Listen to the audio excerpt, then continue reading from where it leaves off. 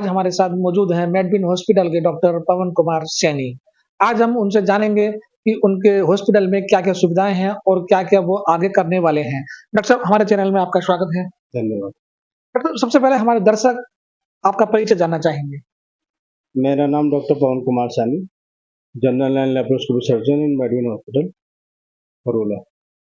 Doctor साहब, सबसे पहले हमारा सवाल ये रहेगा कि मेडविन हॉस्पिटल जो करुला क्षेत्र में है, इसकी स्थापना कब की गई और किन उद्देश्यों को लेकर की गई? इसकी स्थापना सर हमने 2021 में करी थी, अगस्त में अराउंड, और हमें और 2.5 साल से ऊपर का समय हो चुका है यहाँ पर।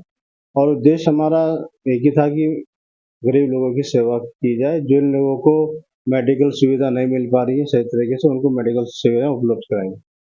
गरीब मरीजों के लिए क्या विशेष प्लान है या क्या विशेष सुविधा आप दे रहे हैं? गरीब लोगों के लिए सर एक तो सबसे बड़ा तो है कि हमने आयुष्मान स्टार्ट कर दिया है यहाँ पे। तो आयुष्मान से में तो ये है कि आपका फ्री इलाज है, सारा का सारा ऑपरेशन जितने भी है सब फ्री है उसमें, और मेडिसिन में भी सब फ्री इलाज है, उसमें कोई पैसा नहीं लिया जाता। बच्चों के ऑपरेशन, बच्चों का जो NICU का है उसमें भी, NICU में आयुष्मान में कोई पैसा नहीं है। और वैसे भी अगर कोई पेशेंट अपना बच्चा लेके आता है या कोई ऑपरेशन कराने आता है या कोई इमरजेंसी में आता है, तो इमरजेंसी चार्ज हम लोग नहीं लेते हैं उस टाइम पे। उसका पहला हमारा प्रायोरिटी रहता है कि पेशेंट की हेल्प की जाए किसी भी तरीके से, उसको इलाज मिल जाए। पैसा तो सभी लोग कमाते हैं, लेकिन हमारा उद्देश्य यही है कि पहले पेशेंट की जो दिक्कत है वो खत्म हो जाए, उसके बाद होती है कि भाई अब आप बताइए कि क्या करना है। डॉक्टर साहब, मल्टी स्पेशलिटी हॉस्पिटल करुला जो एक मतलब घनी आबादी में बीचों बीच है और आप एक सर्जन हैं और एक अच्छा संदेश यहाँ पर दे रहे हैं, तो क्या आपने उसमें मेडविन की स्थापना से अब तक आपने कितने ऑपरेशन कर चुके हैं? अब तक हम लोग 5,000 से ऊपर ऑपरेशन कर चुके हैं, जनरल एंड लैप्रोस्कोपी सर्जरी हम लोग कुल मिला के 5,000 से ऊपर, जिसमें आयुष्मान के पेशेंट भी हैं और प्राइवेट पेशेंट भी हैं। और हम लोग सभी पेशेंट सफलतापूर्वक सभी सही में, किसी में कुछ कॉम्प्लिकेशन भी आती है। मैं ये नहीं बोलता कि ऑपरेशन करते हैं तो उसमें कॉम्प्लिकेशन नहीं होती है, कुछ पेशेंट में कॉम्प्लिकेशन भी आती है, लेकिन उसका समाधान भी होता है। ऐसा नहीं है कि उसका समाधान नहीं है। ऐसा कोई केस जो बहुत मुमकिन हो और आपने उसको मुमकिन कर दिखाया हो? सर मेरे यहाँ केस एक्चुअली मैं दिल्ली में मैंने प्रैक्टिस करी है गवर्नमेंट हॉस्पिटल में, तो मेरे सामने हमेशा मुश्किल केस ही आते थे रात की इमरजेंसी में। तो वही हम लोग यहाँ पे करते हैं, जैसे कि कोई किसी ने बैल ने किसी को मार दिया, उसकी आंखें फट गई या लीवर फट गया उसका, कोई भी इंजरी हुई, स्टमक इंजरी हुई कोई भी, जो कि यहाँ पे मैनेज नहीं हो पाती है। हम लोगों ने अब से 10 से 12 केस ऐसे मैनेज कर रहे हैं यहाँ पे, और सबके सब पेशेंट हेल्दी हैं। मेडविन में कितना पैरामेडिकल स्टाफ है और कौन डॉक्टर की टीम कौन-कौन है? सर मेरे पास जनरल लैप्रोस्कोपी सर्जरी तो मैं ही देखता हूँ यहाँ पर, ठीक है। और मेडिसिन में डॉक्टर मकसूद है, पीडिया में पीडियाट्रिशियन है, तो सारे NICU का भार वही देखते हैं सारा। और गायनी में डॉक्टर मेघा सैनी है, वाइफ है मेरी, तो वो गायनी का देखती है यहाँ पे सारा।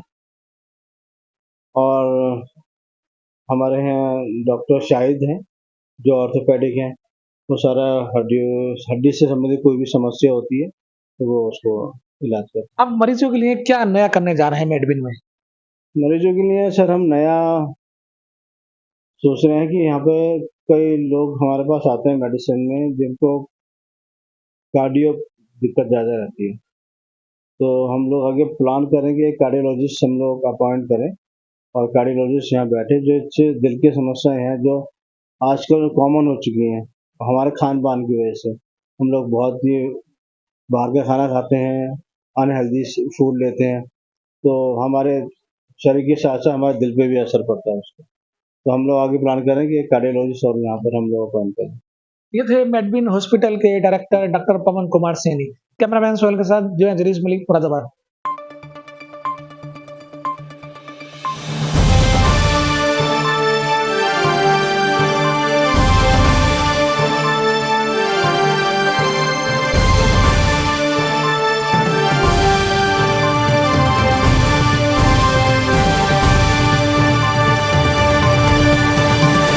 नमस्कार, सरकार की कहानी के डिजिटल प्लेटफॉर्म पर एक बार फिर आपका स्वागत है।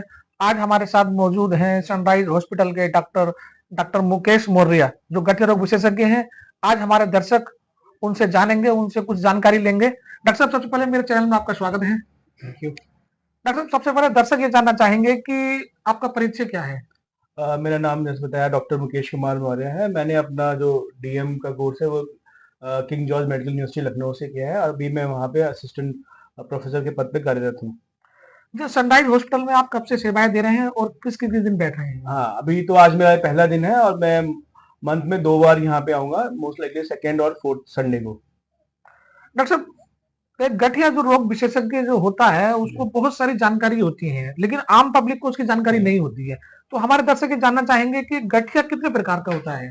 देखिए, गठिया जो है एक कॉमन टर्म है। गठिया जो है उसमें बहुत सारी बीमारियां आती हैं। जैसे जोड़ों में दर्द है, वो उन बीमारियों का एक लक्षण है ना। तो गठिया जैसे अब जो करीबन 200 तरह के गठिया हम जानते हैं, उनमें से मुख्यतः ये रूमेटॉइड आर्थराइटिस है, एंकाइलोजिंग स्पॉन्डिलाइटिस है, सिस्टेमिक स्क्लेरोसिस है, शॉगरेन सिंड्रोम है, सिस्टेमिक लूपस एरिथेमेटोसिस है, या गाउट है। और बाकी जो एक उम्र के साथ में जो डिजेनरेटिव डिजीज होती है जिसमें ऑस्टियोआर्थराइटिस बोलते हैं, ये प्राय होते हैं। हाँ। डॉक्टर साहब, इसको हम कैसे पहचाने, हमारे दर्शक कैसे पहचाने कि हमको गठिया है या मरीज को गठिया है, उसको हम कैसे पहचाने, उसका हाँ, आसान तरीका बताएं। तो हर एक, जैसे मैंने बताया 200 तरह की गठिया हैं, जो मुख्य गठिया हैं उनके कुछ कुछ एक लक्षण होते हैं। और एक मेन धारणा रहती है ना कि लोगों में कि गठिया है तो उम्र दराज लोगों में ही होता है, बट ऐसा नहीं है। गठिया जन्मजात शिशु से लेके 80 साल के व्यक्ति में किसी भी वो उम्र में गठिया हो सकता है।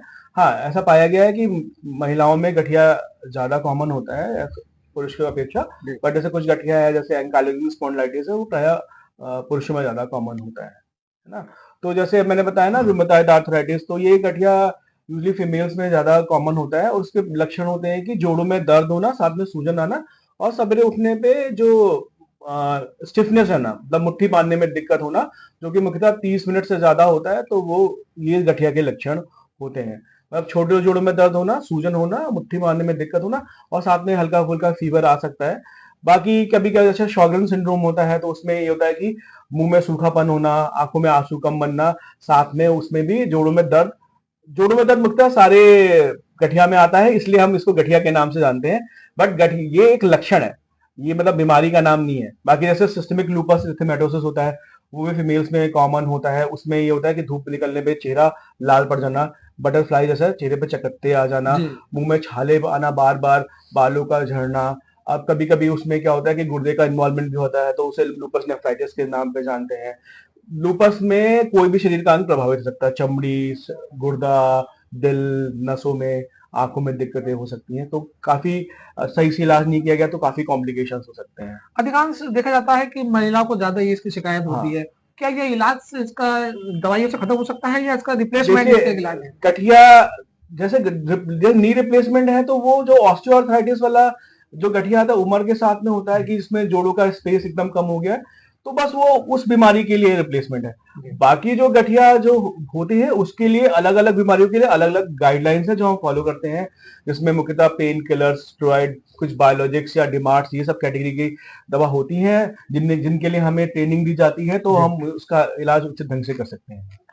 क्या जो इसको हम इंग्लिश भाषा में आर्थराइटिस भी बोलते हैं, हाँ, ऑस्टियोआर्थराइटिस बोलते हैं, तो क्या ये जन्मजात बीमारी है? नहीं, जो ऑस्टियोआर्थराइटिस है एक गठिया का एक टाइप होता है जो डिजेनरेटिव डिजीज है, जो उम्र के साथ लोगों को होता है। तो वो बस एक पार्ट है, एक बीमारी, मतलब वो अलग से गठिया ऐसा वो एक उसका सिर्फ पार्ट है। बाकी जो मैंने नाम लिया आपको ना, वो सारे गठिया है ना। तो ये गठिया सिर्फ उनमें होता है, उम्र दराज लोगों में होता है, या किसी को पहले चोट वोट लग गई हो तो उनमें थोड़ा कम उम्र में आ जाता है। जैसे आजकल लाइफस्टाइल चेंजेस हुए, तो हम देखते पहले ये गठिया जो 60 साल की उम्र में आता था, आजकल 40 की उम्र में भी जो उम्र दराज वाले लोगों वाला गठिया वो देखा जा सकता है आजकल। नहीं, जो मरीज हैं इसके गठिया से पीड़ित हैं, उनके मन में और उनके परिवार वालों के मन में एक ही बात रहती है कि यार ये गठिया जड़ से खत्म नहीं हो सकता। क्या ऐसा संभव है? देखिए, अगर जो मैंने बताया आपको लक्षण, अगर ये सब किसी को आ रहे हैं, अगर आप डिफॉर्मिटी होने से पहले मिल लेंगे, दिखा लेंगे, तो वो उनको रोका जा सकता है। एक बार डिफॉर्मिटी हो गई तो वो उसको कंट्रोल कर पाना, वापस रिवर्ट कर पाना बहुत ही मुश्किल होता है। तो अगर सही समय पे आएंगे तो सही इलाज होगा, तो आपकी डिफॉर्मिटीज है या आगे जो एंड ऑर्गन डैमेज है उसको हम प्रिवेंट कर सकते हैं। है ना। हम ये कह सकते हैं कि गठिया का सही तरीके से हाँ इलाज हो, समय पे इलाज हो, हाँ तो वो ठीक हो हाँ सकता ठीक है। हो सकता है। तो आप हमारे इसके जो गठिया से पीड़ित लोग हैं उनको क्या संदेश देना चाहते हैं? मतलब मैं, क्योंकि अभी गठिया को लेके अवेयरनेस काफी कम है, तो ये है कि जो उसके बारे में पढ़ें, मतलब इलाज खुद से ना करें लेकिन पढ़ें कि ये लक्षण है, तो जल्दी रिमेटोलॉजिस्ट से कंसल्ट करें, और जिससे सही समय पे उनका इलाज स्टार्ट हो जाए, और आगे उनको जो आगे तकलीफ ना हो, मतलब क्योंकि एक समय अगर लास्ट स्टेज में आएंगे तो फिर हमारे पास भी बहुत ज्यादा कुछ करने के लिए नहीं होता है। तो सही समय पे आना, सही समय पे लक्षण पहचानना, ये बहुत जरूरी है। ये थे हमारे साथ गठिया रोग विशेषज्ञ मुकेश मौर्य जी। इन्होंने बताया कि जो गठिया से पीड़ित मरीज हैं वो समय पर इलाज कराएं तो गठिया संभवतः ठीक हो सकता है। कैमरामैन सोहेल के साथ जरीस मलिक, मुरादाबाद।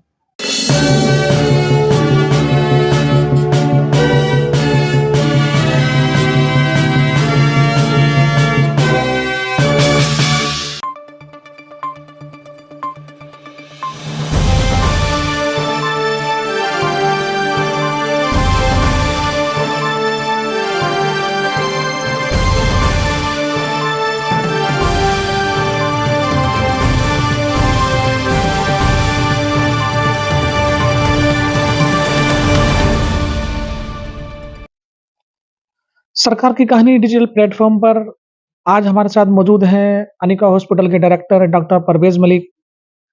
चलिए जानते हैं, आज उनसे सीधी बात करते हैं और उनसे पूछेंगे, हम जानेंगे कि चिकित्सा के क्षेत्र में किन उद्देश्यों को लेकर वो यहाँ पर आए और एक अपनी प्रैक्टिस में क्या नए आयाम देने जा रहे हैं मरीजों के लिए।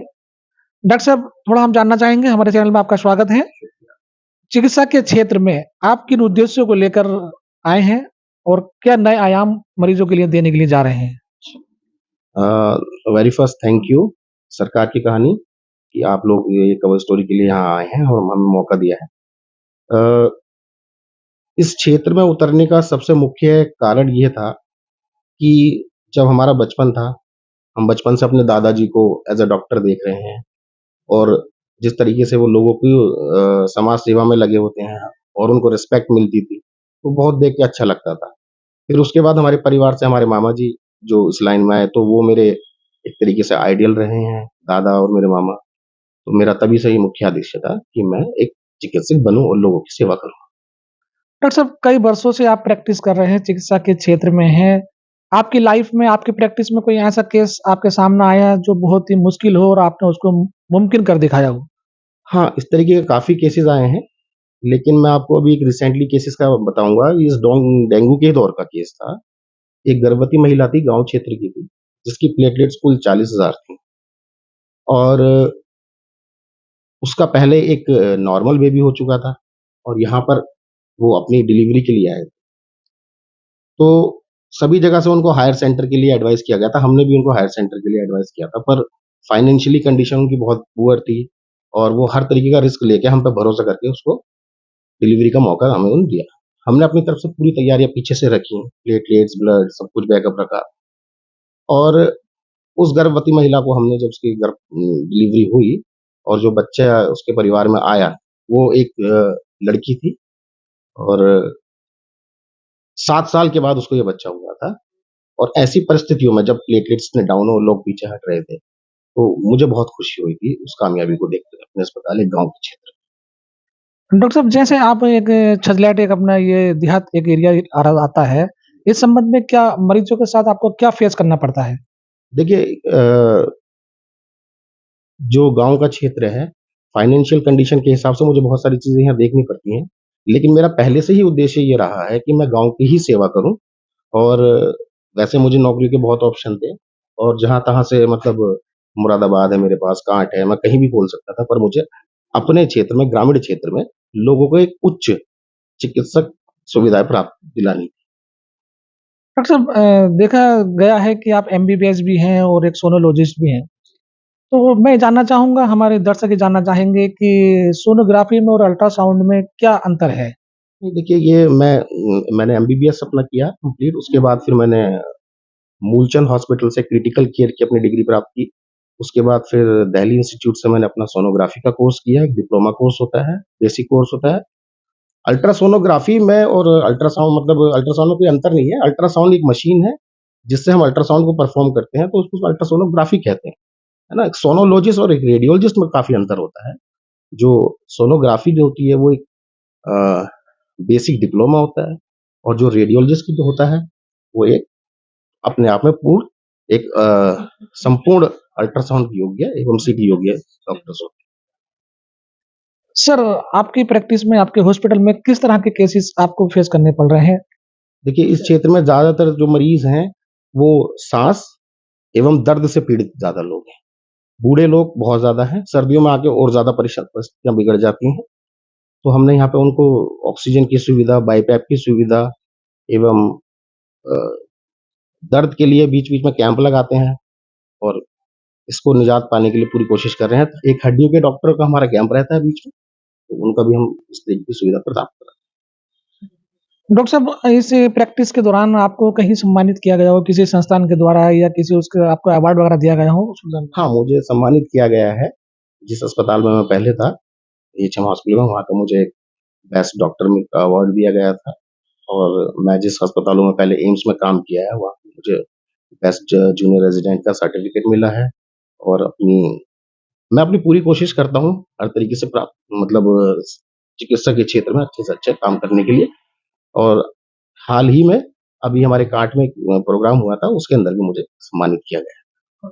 अच्छी बात है डॉक्टर साहब, लेकिन मैं ये जानना चाहूँगा, हमारे दर्शक ये जानना चाहेंगे हमारे चैनल के माध्यम से, कई वर्षों से आप प्रैक्टिस कर रहे हैं चिकित्सा के क्षेत्र में, और अभी हाल-फिलहाल में 2019 में हमारे देश में कोरोना का काल आया था और काफ़ी दिक्कतें लोगों ने उठाई थी। उस संबंध में आपने भी कुछ केसेस फेस किए होंगे, तो उसको लेकर थोड़ा-सा हम जानना चाहेंगे कि क्या फेस आपने किया? देखिए, सबसे बड़ा फेस तो मैंने अपने परिवार में ही किया। मेरे पिताजी और मेरे अंकल जो डॉक्टर शराफत अली हैं, वो और एवं उनकी फैमिली, ये सभी कोरोना ग्रस्त थे। उसके बाद जब ये स्थिति अपने परिवार में आती है, तो आप उस चीज़ को और नज़दीकी से समझ सकते हो। उस वक़्त बहुत बुरा हाल था, लेकिन हमने अपनी पूरी कोशिश करके हर तरीके से मरीज़ों को आराम दिलाने की पूरी कोशिश की। ऑक्सीजन की सुविधा प्राप्त नहीं हो पा रही थी, लेकिन फिर भी जहाँ-तहाँ से जैसे करके हम उस चीज़ को मँगवाते थे, देते थे, और अपना रिस्क लेके अपने परिवार के लिए और अपने मरीज़ों के लिए हर तरह से तैयार थे। आज भी देश में हमारे कोरोना दस्तक दे रहा है। मुरादाबाद में भी 2-3 केस सामने आए हैं। जी। उस संबंध में आपने अपने अनिका हॉस्पिटल में क्या फैसिलिटी कर रखी है? क्या सुविधाएँ कर रखी हैं ताकि कोरोना से बचा जा सके? देखिए, सैनिटाइज़ेशन और गैपिंग जो है, वो हम शुरू से ही मेंटेन करते आ रहे हैं, लेकिन जैसे फ़िलहाल बहुत रिलीफ़ हुआ था बीच में, तो हम उस चीज़ों को भूलते जा रहे हैं, जो हमें नहीं भूलना चाहिए। ये एक अच्छा पहल है हमारे लिए कि हम मास्क लगाएँ, एक-दूसरे से दूरी बना के थोड़ा-सा रखें, और जैसे ही हमें साँस की या कोई संबंधित दिक्कत महसूस होती है, तो हमें तुरंत चिकित्सक को दिखाना चाहिए। डॉक्टर साहब, डिजिटल प्लेटफ़ॉर्म के दर्शक आपको देख रहे हैं और सवाल-जवाब भी हमारे सुन रहे हैं। आप अनिका हॉस्पिटल के डायरेक्टर हैं और एक डॉक्टर भी एज़ ए प्रैक्टिस कर रहे हैं। जी। इस संबंध में आप डिजिटल सरकारी अनिका डिजिटल प्लेटफ़ॉर्म से क्या संदेश देना चाहेंगे? मैं ये संदेश देना चाहता हूँ कि देखिए, चिकित्सक में सभी डॉक्टरों के लिए मैं ये कहना चाहता हूँ कि आप अपनी ईमानदारी से काम करें, गरीब लोगों का विशेष ध्यान रखें। पैसा तो इस लाइन में हम कमाते ही रहेंगे, लेकिन हमें दुआएँ भी कमानी है, और एक सोशल, हम इस पद पे हमें ऊपर वाले ने पहुँचाया है, तो हमें इस पद की गरिमा को बरकरार रखना चाहिए और लोगों की ज़्यादा से ज़्यादा मदद करनी चाहिए। अभी आप सुन रहे थे अनिका हॉस्पिटल के डायरेक्टर डॉक्टर परवेज़ मलिक को। उनसे सीधी बातचीत हम लोग कर रहे थे और उन्होंने बताया कि वो चिकित्सा के क्षेत्र में किन उद्देश्यों को लेकर आए और किनसे मतलब इम्प्रेसिव हो गए। उन्होंने मतलब कैसे-कैसे अपने काम को अंजाम दिया। प्रैक्टिस के बारे में भी बताया, जो बीत गया है कोरोना काल उसके बारे में भी बताया, और बहुत अच्छी इन्होंने हमसे अपनी राय ज़ाहिर की है हमारे दर्शकों के लिए भी। मैं अपना कैमरामैन सुहेल के साथ जरीस मलिक, मुरादाबाद।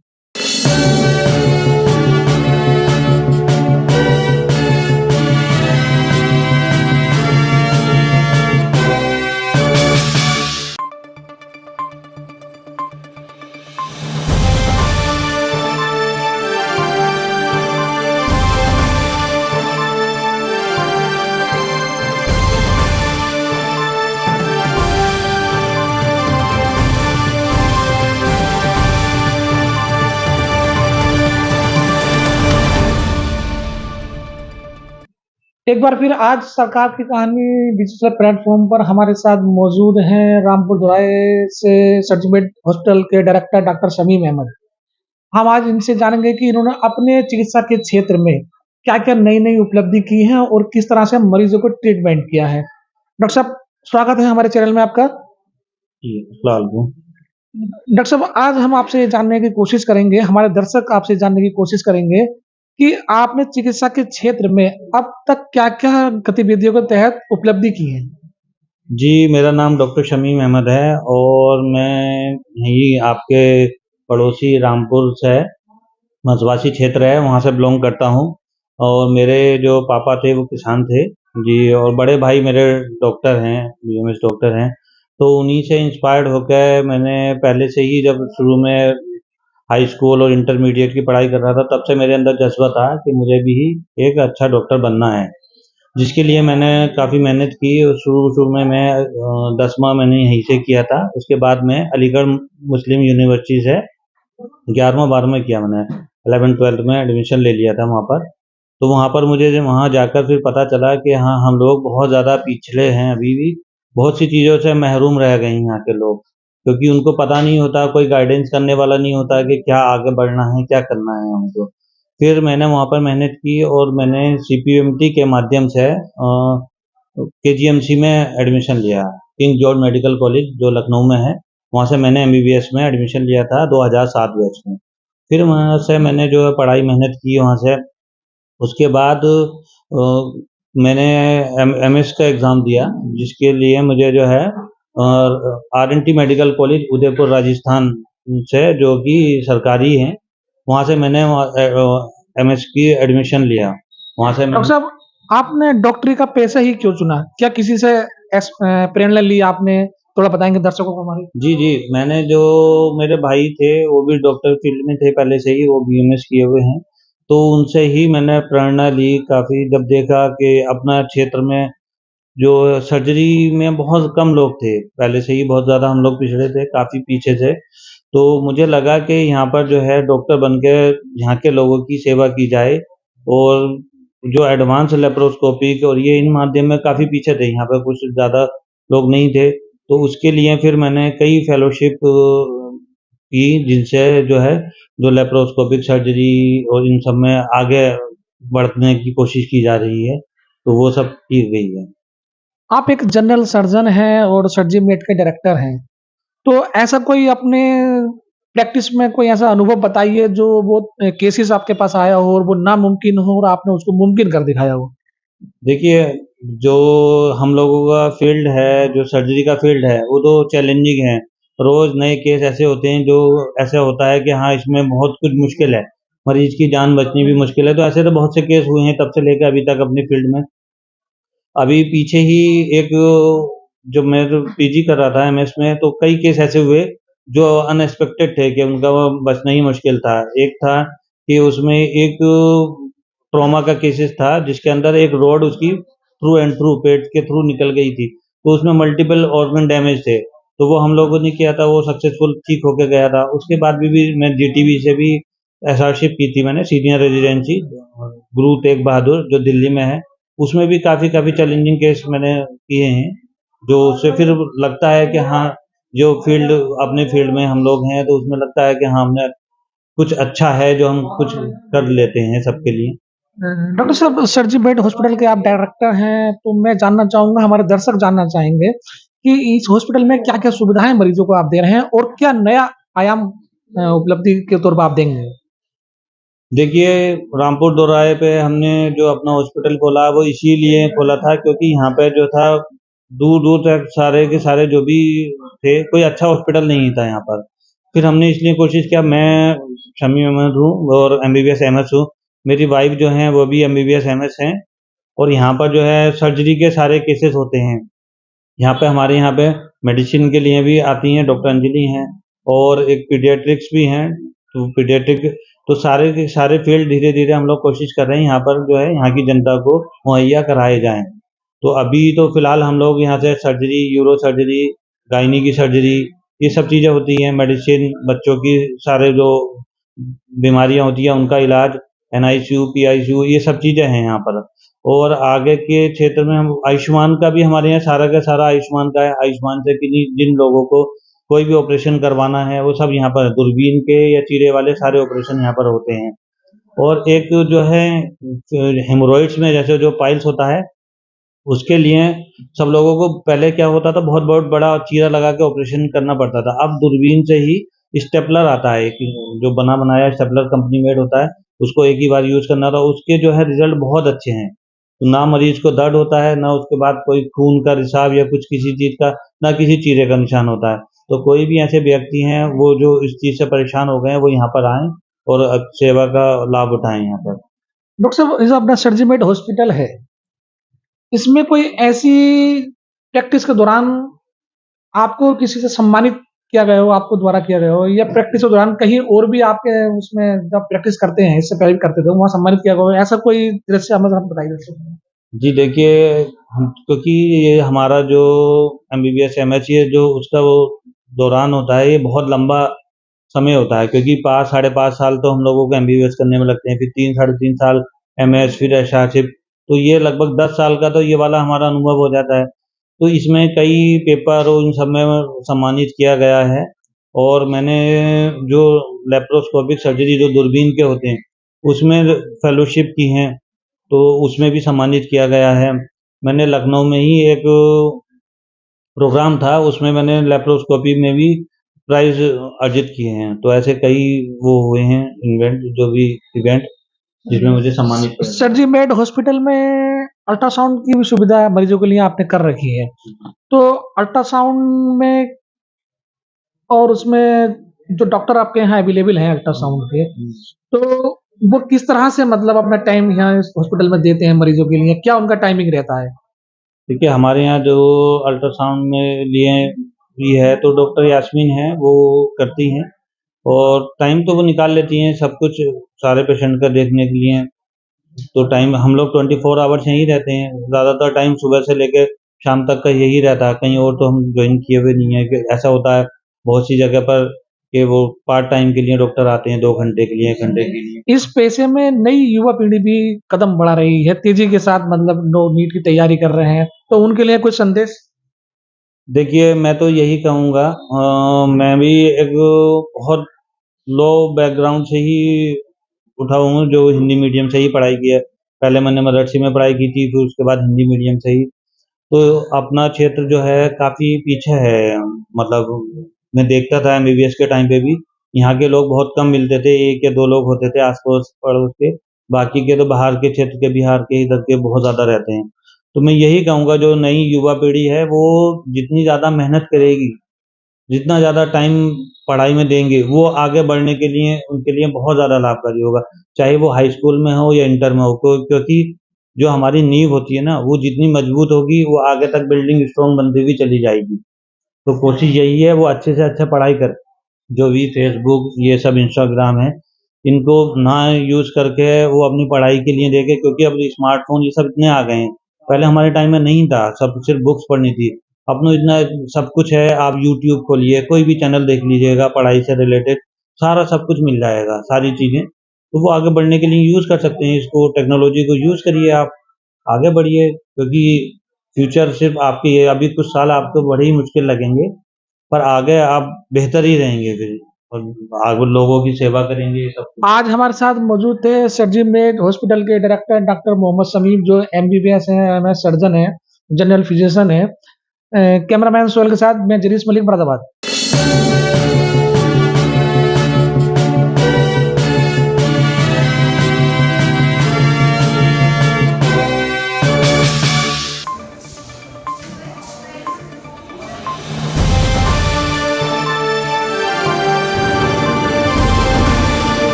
सरकार की कहानी डिजिटल प्लेटफॉर्म पे आज हमारे साथ मौजूद हैं डॉक्टर विपिन राज भारती, जो जीवन 24 हॉस्पिटल में प्रैक्टिस कर रहे हैं और एक जनरल फिजिशियन है।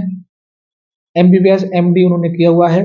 आज हम उनसे जानेंगे कि उनके प्रैक्टिस के कार्यकाल में इस हॉस्पिटल में किन किन मरीजों से फेस करना उनको पड़ रहा है। डॉक्टर साहब, वेलकम है आपका हमारे चैनल में। डॉक्टर साहब, सर्दी का मौसम है और सर्दी के मौसम में अधिकांश हार्ट की प्रॉब्लम ज़्यादा होती है, तो क्या हार्ट की प्रॉब्लम वाले या उससे भी और अतिरिक्त मरीज आपको फेस करने पड़ रहे हैं? थोड़ा हमारे दर्शक जानना चाहेंगे। अभी सर्दियों में सबसे ज़्यादा कॉमन तो हार्ट की दिक्कत होती ही है। बाकी और अगर हम बात करें तो जैसे रेस्पिरेटरी डिजीज़ेज़ जैसे अस्थमा है, दमे की दिक्कत है, सीओपीडी मतलब जो बहुत लंबे समय से लोग बीड़ी सिगरेट पीते हैं तो लंग्स धीरे-धीरे खराब होने लगते हैं, धीरे-धीरे कमज़ोर होने लगते हैं। तो जैसे निमोनिया की दिक्कत है, निमोनिया सर्दियों में बढ़ने लगता है। बाकी ऐसे पेशेंट्स होते हैं जिनमें फ़ालिस मार जाती है, जैसे दिमाग में कुछ के दिमाग में ब्लीडिंग हो जाती है, कुछ में क्लॉट जमा हो जाता है ब्रेन में, तो ऐसे पेशेंट्स अभी बहुत ज़्यादा आ रहे हैं। बाकी तो अगर बात करें अस्पताल की प्रॉपर तो अभी सर्दियों में जैसे कोहरा बढ़ता है तो एक्सीडेंट्स बहुत होते हैं। हमारे पास जो पेशेंट्स आते हैं एक्सीडेंट्स वाले पेशेंट्स अभी काफ़ी अभी आ रहे हैं अस्पताल्स में। डॉक्टर साहब, अभी पीछे मुरादाबाद में क्या पूरे यूपी में डेंगू ने अपना मतलब पूरे दमखम के साथ आया हुआ था। तो उसमें हॉस्पिटल में मरीज भी आपके यहाँ एडमिट हुए होंगे। तो उस समय सर आपको क्या फेस करना पड़ रहा था? डेंगू सीज़न में देखिए ऐसा होता है डेंगू सीज़न की अगर हम बात करें तो डेंगू सीज़न में तो इतने पेशेंट्स हो जाते हैं कि हमें बेड्स भी इनफैक्ट कम पड़ जाते हैं, लोगों के पास बेड्स भी नहीं बचते हैं, पेशेंट एडमिट होते हैं और डेंगू सीज़न में इस बार जो हमने देखा ब्लीडिंग बहुत ज़्यादा देखी है पेशेंट्स में। पेशेंट्स की प्लेटलेट 10,000 के नीचे आने के बाद ब्लीडिंग का खतरा बढ़ जाता है पेशेंट्स में। 10,000 के नीचे जब भी पेशेंट्स की प्लेटलेट्स पहुँचेंगी तो उसमें ब्लीडिंग हो जाती है। कॉमन ब्लीडिंग जो होती है वो नाक से होती है, मुँह से ब्लीडिंग हो जाती है। अगर बात करते हैं डेंगू पेशेंट्स में जो खतरनाक ब्लीडिंग होती है, जो हमें नहीं दिखेगी, बाहर से तो दिख जाती है नाक से, जो अंदर नहीं दिखेगी, अगर इंटरनल ब्लीडिंग है, तो वो पेशेंट्स के लिए ज़्यादा रिस्की होता है। ऐसा कोई डॉक्टर साहब मरीज आपके हॉस्पिटल में आया हो जो डेंगू से पीड़ित हो और वो उसके बचने के चांसेस थोड़े कम हो और उसको आपने मुमकिन और सफल इलाज दिया हो? डेंगू सीज़न में और एक जो पेशेंट्स होते हैं, जैसे मेरे पास काफ़ी पेशेंट्स आए हैं, फ्लूइड ओवरलोड जिसको हम लोग बोलते हैं कि ज़्यादा बोतलें लग जाती हैं, तो उसकी वजह से पेशेंट फ्लूइड ओवरलोड में चला जाता है। क्योंकि डेंगू के पेशेंट्स में जो हमको फ्लूइड देना होता है, वो बहुत मतलब मार्जिन ऑफ एरर बहुत कम होता है। आप ना ज़्यादा दे सकते हैं, ना ही कम दे सकते हैं। तो ऐसे पेशेंट्स होते हैं जिनको फ्लूइड बहुत ज़्यादा चला जाता है, तो उनको साँस लेने में दिक्कत होने लगती है, लंग्स में पानी भर जाता है, हार्ट के चारों तरफ पानी भर जाता है, पेट में पानी भरने लगता है पेशेंट्स को। तो एक पेशेंट थी 15 शायद 15 साल एज थी उसकी पेशेंट की। ऐसी पेशेंट थी, शुरुआत में तो हमें लगा था कि पेशेंट वेंटिलेटर पे चली जाएगी क्योंकि उसकी इतनी साँस फूल रही थी। और बाकी फिर हमने उसको बाईपैप दिया, बाईपैप देने के बाद कुछ और दवाइयाँ चलाई, लेसिक्स इन्फ्यूज़न चलाया, उसके बाद पेशेंट इम्प्रूव करी। फिर उसके बाद हमने उसको डिस्चार्ज किया। खुश थे उनके घरवाले काफ़ी क्योंकि 13-14 साल की बच्ची थी उनकी, ठीक होके यहाँ से गई थी, बेटर थी।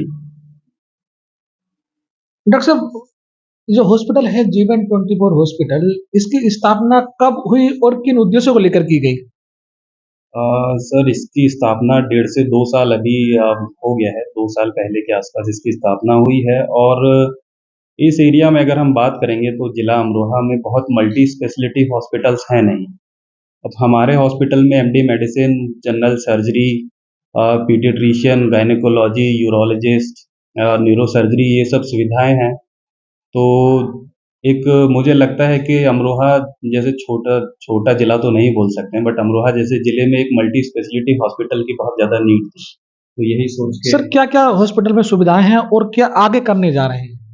अभी फ़िलहाल हमारे पास general medicine, general surgery, pediatrician, orthopedician, neuro surgery और रेडियोलॉजी ये सब अभी सुविधा हैं। बाकी अभी फ्यूचर में हम लोग जैसे कैथ लैब के लिए अभी प्लान कर रहे हैं, एमआरआई के लिए प्लान कर रहे हैं, सीटी स्कैन अभी हमारे पास है, अल्ट्रासाउंड मशीन है, इको हमारे पास हो जाता है, इको की सुविधा यहाँ पे उपलब्ध है, एक्स-रे है, एमआरआई और अभी कैथ लैब के लिए भी हम लोग आगे प्लान कर रहे हैं क्योंकि कार्डियक पेशेंट्स यहाँ बहुत बढ़ रहे हैं, कार्डियक पेशेंट्स बहुत होते हैं तो एक कैथ लैब बहुत ज़्यादा ज़रूरी है।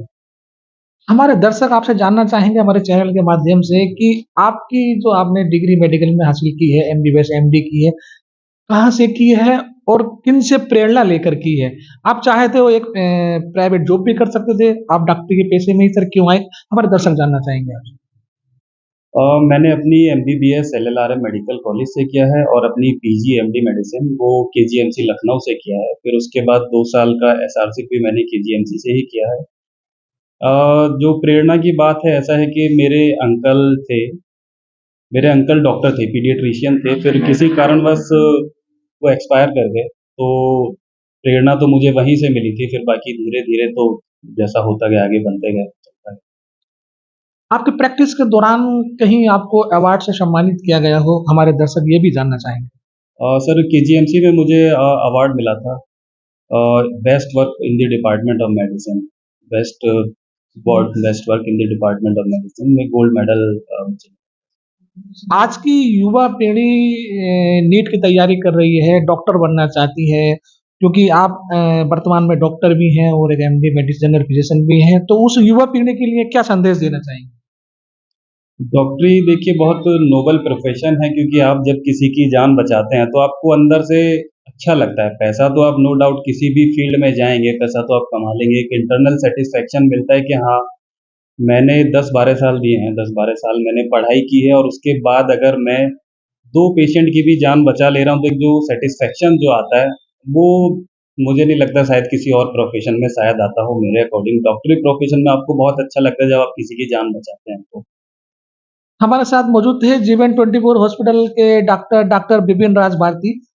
कैमरामैन सोहेल के साथ मैं जरीस मलिक, मुरादाबाद।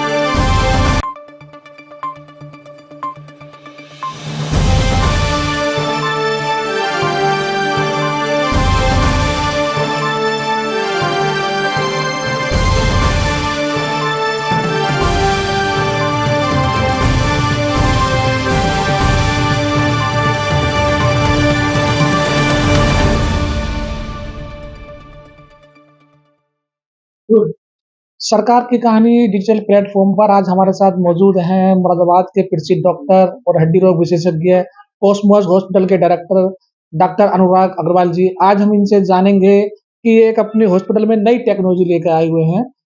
डॉक्टर साहब स्वागत है हमारे चैनल में आपका। धन्यवाद।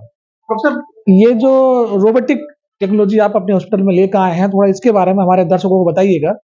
ये रोबोटिक है, एक बड़ी नई टेक्नोलॉजी है और इसके द्वारा नी के घुटने के जो जोड़ बदलने के ऑपरेशन है, नी रिप्लेसमेंट के ऑपरेशन किए जाएंगे। एक तो पूरा कंप्लीट जोड़ बदला जाता है जिसे टोटल नी रिप्लेसमेंट कहते हैं, और एक आधा जोड़ बदला जाता है, जैसे कि जिस तरफ का जोड़ खराब है उस तरफ का जोड़ बदला जाता है, उसको हम पार्शियल नी रिप्लेसमेंट या हाफ नी रिप्लेसमेंट या यूनिकंडाइलर नी रिप्लेसमेंट कहते हैं। तो ये दोनों प्रकार के घुटनों के ऑपरेशन ज्वाइंट रिप्लेसमेंट के इसके द्वारा टेक्नोलॉजी के द्वारा किए जाते हैं। सर, और जो आप प्रत्यारोपण करते हैं घुटने का और इस रोबोटिक के द्वारा प्रत्यारोपण करते हैं, तो सर उसमें क्या अंतर है सर? जो सामान्य तौर से प्रत्यारोपण किया जाता है और जो रोबोटिक के द्वारा किया जाता है, इसमें उसकी एक्यूरेसी का बहुत फर्क पड़ता है, क्योंकि इसमें कुछ एंगल्स होते हैं जिन पर्टिकुलर एंगल्स पे हमको बोन को कट करना होता है, और जो आर्टिफिशियल नी है वो एंगल्स पे हमको लगाना होता है। तो जो हम कन्वेंशनल तरीके से करते हैं, जो परंपरागत तरीका है, उसमें हम जब उसको लगाते हैं तो वो हम कटिंग हाथ से की जाती है। इसमें क्या है कि रोबोट की एक आर्म होती है, उससे कटिंग की जाती है, जो बिल्कुल प्रिसाइज काटती है, उसमें कोई ह्यूमन एरर होने की संभावना नहीं होती है। इसलिए इसको बेटर टेक्नोलॉजी कहा जाता है और इससे जो रिजल्ट्स आते हैं वो बेहतर आते हैं। क्या मुरादाबाद में भी ये रोबोटिक जो विधि आप लाए हैं, क्या ये मुरादाबाद के कोसमोस के अलावा मुरादाबाद में भी किसी हॉस्पिटल में है सर? नहीं, मुरादाबाद ही नहीं, अभी तो पूरे उत्तर प्रदेश में, अभी अगर हम एनसीआर को निकाल दें तो ये कहीं नहीं है, और उत्तरांचल में भी कहीं नहीं। मुरादाबाद तो छोड़िए। कोसमोस होटल में सर आपने इस विधि के द्वारा सर कितने अब तक केसेस किए हैं? निरंतर हो रहे हैं, मुझे एग्जैक्ट संख्या उनकी याद नहीं है, लेकिन निरंतर केस हो रहे हैं। अभी 1 महीना हुआ है, हम काफी केस कर चुके हैं। तो जैसे पता है मुरादाबाद में आप लाए हैं कोसमोस हॉस्पिटल में, और मुरादाबाद में अपने हॉस्पिटल और दिल्ली में सर इसका क्या अंतर है सर? मुरादाबाद और दिल्ली में सबसे बड़ा एडवांटेज ये है कि इसके द्वारा जो ऑपरेशन किए जा रहे हैं वो दिल्ली के मुकाबले काफी कम कीमत पर हो रहे हैं। अगर मुरादाबाद में किए जा रहे हैं, आप ये मान के चलिए कि लगभग आधी कीमत में हो रहे हैं। ये फर्क है मेन, बाकी तो टेक्नोलॉजी वही है, सब कुछ वही है, और कोई अंतर नहीं है। बल्कि मैं तो कहता हूँ मुरादाबाद में इस टेक्नोलॉजी का फायदा ज्यादा है। कोसमोस हॉस्पिटल में जो आप ये विधि लेके आए हैं, तो क्या इसकी सुविधा आयुष्मान के द्वारा भी दी जा रही है? आयुष्मान में अभी रोबोटिक सर्जरी लिस्ट नहीं हुई है। आयुष्मान में अभी तक रोबोटिक सर्जरी का कोई पैकेज नहीं है, तो इसलिए अभी आयुष्मान के मरीज में हम ये नहीं कर सकते। लेकिन मेरी सरकार से ये दरख्वास्त है और प्रार्थना है कि वो इस टेक्निक को भी अपने आयुष्मान में संज्ञान में लाए और उसमें लिस्ट में इसको ऐड करे, ताकि गरीब मरीजों को भी इसका लाभ मिल सके। सर अगर कोई आपके हॉस्पिटल में रोबोटिक के द्वारा अपना इलाज कराना चाहता है तो सर उसमें समथिंग कितना खर्चा सर आ जाता है? अब ऐसे तो बताना बहुत मुश्किल है, लेकिन मैंने आपको मोटा-मोटा बताया कि अगर आप एनसीआर और दिल्ली में कराएँगे तो उसका लगभग आधा पड़ता है। लगभग आधा। सर रोबोटिक के द्वारा अगर कोई मरीज अपना इलाज कराता है तो सर क्या 100% या कुछ 90% क्या सक्सेसफुल चांस है? इसका 100% सक्सेस रेट है। 100% तो जो हम परंपरागत तरीके से करते थे उसकी भी सक्सेस रेट थी, लेकिन उसमें कुछ चीजें रहती थी, जैसे कि उसमें ब्लीडिंग ज्यादा होती थी, ऑपरेशन के बाद मरीज को दर्द ज्यादा महसूस होता था, तो वो सब चीजें इसमें और भी कम हो गई हैं। और जैसे कि उसमें रिहेबिलिटेशन, जिसे हम फिजियोथेरेपी कहते हैं, उसमें काफी लंबे समय तक जरूरत पड़ती थी, लेकिन रोबोट के द्वारा अगर हम करते हैं तो फिजियोथेरेपी की उतने लंबे समय तक जरूरत नहीं पड़ती। तो ये सारे एडवांटेजेस हैं इसके। कितने दिनों में मरीज रोबोटिक के द्वारा इलाज कराकर ठीक अपना दिनचर्या में आ जाता है सर? देखिए, चलने तो वो अगले ही दिन से लगता है ऑपरेशन के बाद, लेकिन अगर आप कहते हैं कि रूटीन दिनचर्या में आना है तो कम से कम हफ्ता 10 दिन लग जाता है उसको, कि जैसे अपने आप वॉशरूम जा रहा है, ये सब कर रहा है, 5-7 दिन। आज हमारे साथ मौजूद थे कोसमोस हॉस्पिटल के director doctor Anurag ji. Cameraman Sohail के साथ मैं जरीस मलिक, मुरादाबाद।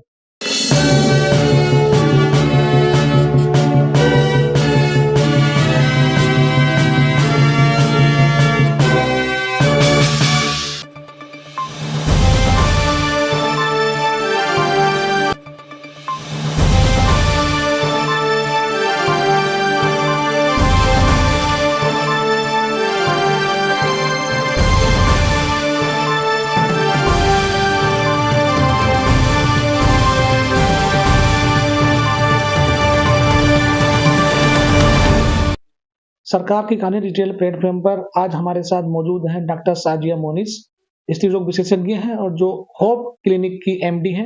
आज हम उनसे सीधी बातचीत करेंगे सेहत की बात को लेकर। मैडम आपका स्वागत है हमारे चैनल में। धन्यवाद। मैडम सबसे पहले तो हम ये जानना चाहेंगे कि सर्वाइकल कैंसर जो भ्रम पैदा हुआ है महिलाओं में कि यहाँ से शुरू होता है, वो चीज है नहीं। तो ये सर्वाइकल कैंसर है क्या और इसके लक्षण क्या हैं? देखिए, अक्सर जो हम पेशेंट से बात करते हैं उसमें पेशेंट्स को ये कन्फ्यूजन होता है सर्वाइकल, जैसे वो उससे कन्फ्यूज करते हैं सर्वाइकल वर्टिब्रा जो ये गर्दन की हड्डी होती है। तो सबसे पहले तो मैं ये समझाना चाहूँगी, ये जो बच्चेदानी होती है महिलाओं में, बच्चेदानी के मुँह को हम सर्विक्स कहते हैं। तो इस सर्विक्स में जब कैंसर बन जाता है तो उसे हम सर्वाइकल कैंसर कहते हैं। सबसे पहले समझना ज़रूरी है, इसका गर्दन की हड्डी से कोई ताल्लुक नहीं है। ये बच्चेदानी के मुँह का कैंसर है, उसको सर्वाइकल कैंसर कहते हैं। मतलब इसके लक्षण क्या हैं? लक्षण में देखिए, शुरू में कई मरीजों को तो कोई लक्षण होते ही नहीं है, इसीलिए बीमारी बढ़ जाती है। पेशेंट्स को हल्के-फुल्के कॉमन सिम्पटम जैसे व्हाइट डिस्चार्ज की प्रॉब्लम, मेंस्ट्रुअल प्रॉब्लम्स, तो पेशेंट्स उसको कन्फ्यूज़ हो जाते हैं, उनको समझ में नहीं आता है कि कैंसर के भी लक्षण हो सकते हैं। तो जो आप कॉमन परेशानियाँ महिलाओं में होती हैं, उसी के लक्षण होते हैं। कुछ हाँ स्पेसिफिक लक्षण, जैसे इंटरमेंसेस के बीच में ब्लीडिंग होना, मेंसेस बंद होने के बाद ब्लीडिंग होना, पोस्ट कॉइटल ब्लीडिंग, ये उसके कुछ स्पेसिफिक लक्षण हैं जिस पे महिलाओं को ज़्यादा ध्यान देना चाहिए। और अगर ऐसे कोई लक्षण है तो अपने डॉक्टर से ज़रूर कंसल्ट करें। महिलाओं में अधिकांश जानकारी का अभाव है और उससे इसी जानकारी के अभाव में महिलाएं इसमें ज़्यादा प्रभावित होती हैं। इसकी खास वजह क्या है? इसकी खास वजह देखिए, जो सबसे कॉमन वजह है वो है एचपीवी वायरस इन्फेक्शन। ये वायरस से पैदा होती है ये बीमारी, ह्यूमन पैपिलोमा वायरस, जो अमूमन 80% महिलाओं में होती है। लेकिन इसका ये मतलब नहीं है कि हर महिला को सर्वाइकल कैंसर हो जाएगा। जिन महिलाओं में कुछ कोमॉर्बिडिटीज होती हैं, अब वो कौन सी महिलाएं हैं, जैसे जो लो सोशो इकोनॉमिक स्टेटस में रहती हैं, जो अपने माहवारी के समय साफ सफाई का ध्यान नहीं रखती हैं, या जिनके बहुत सारे पार्टनर्स होते हैं, या जिनकी बहुत कम उम्र में शादी कर दी जाती है, या बहुत सारे बच्चे होते हैं, तो इन महिलाओं में कैंसर के चांसेस नॉर्मल महिलाओं से ज़्यादा होते हैं। डॉक्टर साहिबा, आंकड़े बताते हैं कि कुछ अन्य राज्यों में भी और हमारे यूपी में भी ये केस ज़्यादा देखने को मिल रहे हैं। तो इसका क्या इलाज संभव है? हाँ, इसका इलाज संभव है और इसके जो इलाज का जो तरीका है वो 3 स्टेजेस में आता है। पहला है जैसे प्राइमरी प्रिवेंशन, मतलब जब बीमारी हमारे शरीर में हुई ही नहीं है, तो आपने सुना होगा जैसे आजकल सर्वाइकल कैंसर वैक्सीन लगाई जा रही है, वो इसलिए लगाई जाती है कि मान लो हमारे शरीर में बीमारी नहीं है और आगे भी ना आए, तो वैक्सीन से 80% तक निवारण हो जाता है। तो ये हो गया प्राइमरी प्रिवेंशन। अब दूसरा आता है second stage, secondary prevention. Secondary prevention मतलब ये कैसे पता चले कि किसको ये बीमारी हो रही है या हो सकती है, तो उसके लिए 2 स्क्रीनिंग टेस्ट होते हैं, उसको स्क्रीनिंग कहते हैं, पैप स्मीयर या आपका एचपीवी डीएनए टेस्ट। ये 2 टेस्ट हर महिला को 30 साल की उम्र के बाद करा लेने चाहिए कि अगर मान लो कैंसर की शुरुआत हो गई है या कुछ हमारे अंदर संभावनाएं हैं अगर आगे कैंसर बनने की, तो वो इन टेस्ट से पहले ही पता चल जाएगा, क्योंकि एचपीवी इन्फेक्शन के बाद कैंसर बनने में लगभग लेटेंट पीरियड 10 साल का होता है। तो अगर इस 10 साल के फेज में हम इस बीमारी को स्क्रीनिंग से पकड़ लेंगे तो आगे उस महिला का इलाज हो जाएगा और कैंसर बनने के चांस कम हो जाएंगे। और तीसरा स्टेज आता है टर्शरी प्रिवेंशन, जबकि आपको कैंसर हो गया है तो फिर उसमें आपको फिर रेगुलर अपना ट्रीटमेंट लेना पड़ेगा। उसमें भी डिपेंड करेगा किस स्टेज में है आप। अगर आपका अर्ली स्टेज में हुआ है तो काफ़ी हद तक उसका ट्रीटमेंट है और सर्जरी और उसके बाद आगे रेडियोथेरेपी से उसका ट्रीटमेंट हो जाता है। लेकिन अगर ये कैंसर एडवांस स्टेज में पहुंच गया है तो फिर आपको रेडियोथेरेपी और कीमोथेरेपी भी इसमें लेनी पड़ेगी। वैक्सीनेशन की लगवाने की उम्र क्या है? सबसे पहले तो मैं कहूँगी कि लोगों को अभी तो इसके बारे में पहले जागरूकता हासिल करनी है। सर्वाइकल कैंसर में जिस चीज़ में हम लैग कर रहे हैं वो जागरूकता ही है, क्योंकि गाँव की बात तो आप छोड़िए, अभी तो शहर के लोगों को नहीं पता है कि एक सर्वाइकल कैंसर वैक्सीन है जो 9 साल से 14 साल की बच्चियों को लगवाना अनिवार्य है। उससे उनके 80% चांस कम हो जाएंगे कैंसर होने के। लेकिन इसमें जागरूकता कम क्यों है? क्योंकि सबसे पहले तो पेरेंट्स को हमें गाइड करना है कि उनके मन में जो भ्रम है, जो आशंकाएं हैं कि इससे जो है आगे चल के इसकी मेंसेस गड़बड़ ना हो जाए, इससे चल के इसकी फर्टिलिटी पे फर्क ना पड़े, तो ये सब थोड़े भ्रम हैं तो जो दूर करने हैं। तो 9 साल से 14 साल की बच्चियों में अमूमन इसका बहुत अच्छा रिजल्ट आया है और उसमें ही लगानी चाहिए। और 2 डोजेज होती हैं, फर्स्ट डोज और दूसरी डोज फर्स्ट डोज के 6 महीने बाद लगती है। और ये बच्चियों में नहीं, ये लड़कों को भी देनी चाहिए, क्योंकि वायरस इन्फेक्शन दोनों में ही होता है और आपस के संपर्क से ही इन्फेक्शन कैंसर का रूप ले लेता है। तो लड़के लड़कियों दोनों में ही 0 and 6 मंथ्स है, इसका 2 डोजेज होती हैं, 9 से 14 साल। अगर किसी को 14 साल तक नहीं लगी है तो 15 साल से 26 साल के बीच में भी इस वैक्सीन के फिर 3 डोजेज हो जाती हैं। 0 डोज और दूसरी डोज पहली डोज के 2 महीने बाद और तीसरी डोज पहले डोज के 6 महीने बाद। अगर आप 15 साल के बाद 26 साल तक लगवा रहे हैं तो 3 डोजेज आपको लेनी पड़ेंगी। ये जो सर्वाइकल कैंसर है ये कितना कॉमन है और ये किस तरह से बढ़ रहा है हमारे देश में? देखिए, मैंने आपको पहले भी बताया कि जागरूकता का बहुत ज़्यादा अभाव है, तो जागरूकता से ही इसकी सबको नॉलेज होगी। आप देखिए सिक्किम में, आप चंडीगढ़ में देखिए, पंजाब में देखिए, तो वहाँ पे 97% गर्ल्स को वैक्सीनेशन मिल चुका है। लेकिन अभी इधर वाला एरिया जो है, यहाँ पे अभी बहुत ज़्यादा जागरूकता की कमी है, क्योंकि वहाँ पे उन्होंने स्कूल्स के थ्रू अप्रोच करा और ज़्यादा 97% लड़कियों ने वैक्सीन लगवा ली है सर्वाइकल कैंसर। तो अगर यहाँ पे भी ये कवरेज हो जाएगा तो मैं समझती हूँ कि काफ़ी हद तक इसका इंसिडेंस कम हो जाएगा। अपने यहाँ जो होप क्लिनिक है, ये वैक्सीन की सुविधा यहाँ पर अवेलेबल है? हाँ, मैं आपको सबको ये बताऊँगी कि वैक्सीन आप हमेशा डॉक्टर की देख-रेख में लगाएँ, ऐसे ना लगाएँ, क्योंकि अमूमन लोगों को भ्रम है कि इससे कोई साइड इफ़ेक्ट्स ना हो, तो इस वैक्सीन से कोई भी साइड इफ़ेक्ट नहीं है। बस जो इंजेक्शन लगाने से जो थोड़ा बहुत आपको पेन, जो थोड़ा स्वेलिंग आती है, जो नॉर्मली हर टीका लगने से होती है, बस यही इसके साइड इफ़ेक्ट हैं। लेकिन बेटर ये है कि आप डॉक्टर की देख-रेख में लगाएँ, तो वो ज़्यादा ठीक है। आज की युवा पीढ़ी इस चीज को लेके थोड़ा अवेयरनेस तो नहीं है उनके अंदर, लेकिन क्या है, चुनौतियां बहुत ज्यादा हैं इस कैंसर बीमारी को लेकर। तो क्या इसके लिए भी कोई बचाव है? जी हाँ, चुनौतियाँ हैं, लेकिन इसके लिए मैं आपको बताऊँगी, इसके 3 पिलर्स हैं। वैक्सीन लगवाइए, 9 से 14 साल में, 14 साल तक नहीं लग रही 15 to 26 ईयर्स में लगवाइए। नहीं तो अगर आपने नहीं लगवाई है तो उसकी आप रेगुलर स्क्रीनिंग कराएँ, वो 30 साल की उम्र से 55 साल की उम्र में आप करा सकते हैं। आज हमारे साथ मौजूद थी doctor Shazia Monis, hope clinic की डायरेक्टर। मैं अपने सहयोगी सोहेल के साथ, कैमरामैन जरीस मलिक, मुरादाबाद।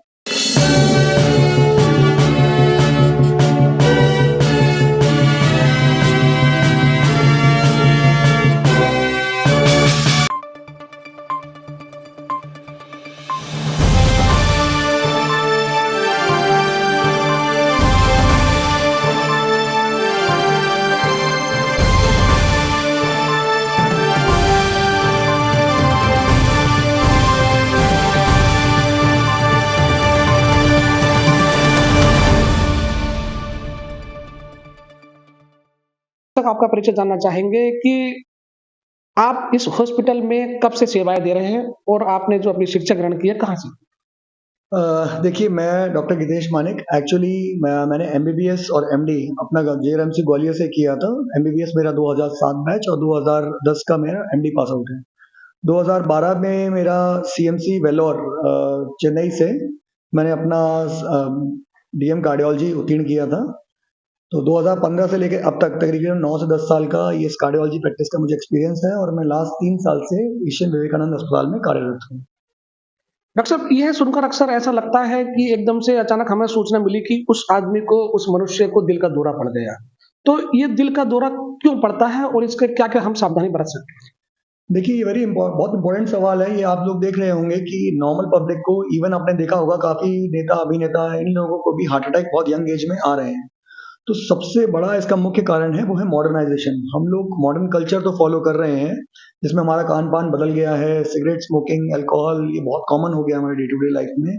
स्ट्रेस आप लोग जानते ही हैं कि सबकी लाइफ में एक्सट्रीम चरम पे है। तो ये कुछ मेन कारण होते हैं। बेसिकली हमें समझना पड़ेगा कि हार्ट अटैक है क्या। हार्ट अटैक में बेसिकली हमारे दिल की 3 धमनियां होती हैं जिन पे हमारा दिल काम करता है। अब उसमें प्रॉब्लम ये आती है कि जब हमारी लाइफस्टाइल अच्छी ना हो, जैसे हम स्मोकिंग करें या हमारे कोलेस्ट्रॉल का स्तर ब्लड में बहुत ज़्यादा है, हमारा स्ट्रेस का लेवल बहुत ज़्यादा है, या हमें जल्द ही डायबिटीज़ हो गई है, या हमें ब्लड प्रेशर की प्रॉब्लम है और जिसको हम दवा नियमित रूप से नहीं लेते हैं, तो उस केसेस में हमारे थक्के बनने के चांसेस यानी क्लॉट बनने के चांसेस बहुत हाई होते हैं। जब यही क्लॉट आपकी धमनियों में जाके फंस जाते हैं तो उनकी ब्लड सप्लाई रोक देते हैं, जिससे दिल की जो मांसपेशियां हैं वो ऑक्सीजन से वंचित हो जाती हैं और इसी को ही हार्ट अटैक बोला जाता है। क्या ये हृदय रोग जो है क्या पैतृक रोग है? देखिए हृदय रोग में एक बहुत बड़ा फैक्टर आता है, दैट इज फैमिली हिस्ट्री। तो बिल्कुल ये पैतृक रोग भी है। तो ऐसा नहीं कह सकते जिनको पैतृक रोग नहीं है उनको हार्ट अटैक नहीं होगा, ये नहीं कह सकते। लेकिन फैमिली हिस्ट्री का बहुत इंपॉर्टेंट रोल है। ऐसा माना जाता है कि वो औरतें जिनके अंदर 55 साल से कम उम्र में हार्ट अटैक हुआ है, मतलब मदर को फैमिली हिस्ट्री है आपकी कि उनको 55 साल से कम उम्र में हार्ट अटैक हुआ है, तो आपकी पॉजिटिव फैमिली हिस्ट्री बन जाती है। सेम ऐसे ही आपके फादर को अगर 65 साल से कम उम्र में हार्ट अटैक हुआ है या उसकी हिस्ट्री है, तो आप भी एक हाई रिस्क जोन में रहते हैं। तो ये बिल्कुल मानना चाहिए कि हृदय रोग एक पैतृक रोग है। इसको हार्ट अटैक को हम कैसे पहचान सकते हैं? देखिए बेसिकली कुछ अलार्मिंग साइंस होते हैं जिसे हमें जांचना जरूरी है। अब खासकर वो लोग जिनको पहले से ही कुछ सिम्टम्स हैं, जैसे चलने में सांस फूलना, चलने में सीना भारी होना या जरूरत से ज्यादा थकान होना, तो ऐसे लोग तो बेसिकली हाई रिस्क होते ही हैं। इनको अपना निरंतर चेकअप कराना चाहिए। बट वो लोग जो बिल्कुल नॉर्मल लोग हैं, उनको सडनली अगर सीने में दर्द उठता है तो हमेशा ध्यान रखें इसका दर्द आपके प्रिकॉर्डियम मतलब चेस्ट का जो जोन होता है जहाँ पे हार्ट संबंधित है, वहां से आपकी ठुड्डी तक और नीचे जाएंगे तो आपके जो नाभि है वहां तक अगर ये पेन रेडिएट करे या आपके लेफ्ट आर्म में अंडर साइड में रेडिएट करता है, तो डेफिनेटली ये हार्ट का पेन है। इसके साथ साथ आपको बहुत सारा पसीना आना या एकदम से आपको घबराहट होना, बहुत लो फीलिंग आना, बीपी का क्रैश हो जाना, आपके जो हाथ पांव एकदम ठंडे हो जाना इस दर्द के साथ, तो आपको ये मान के चलना चाहिए कि आपको हार्ट अटैक हो रहा है या मेजर हार्ट अटैक होने वाला है। एशियन विवेकानंद में मरीजों के लिए क्या क्या सुविधाएं आप हार्ट को लेकर गए हैं?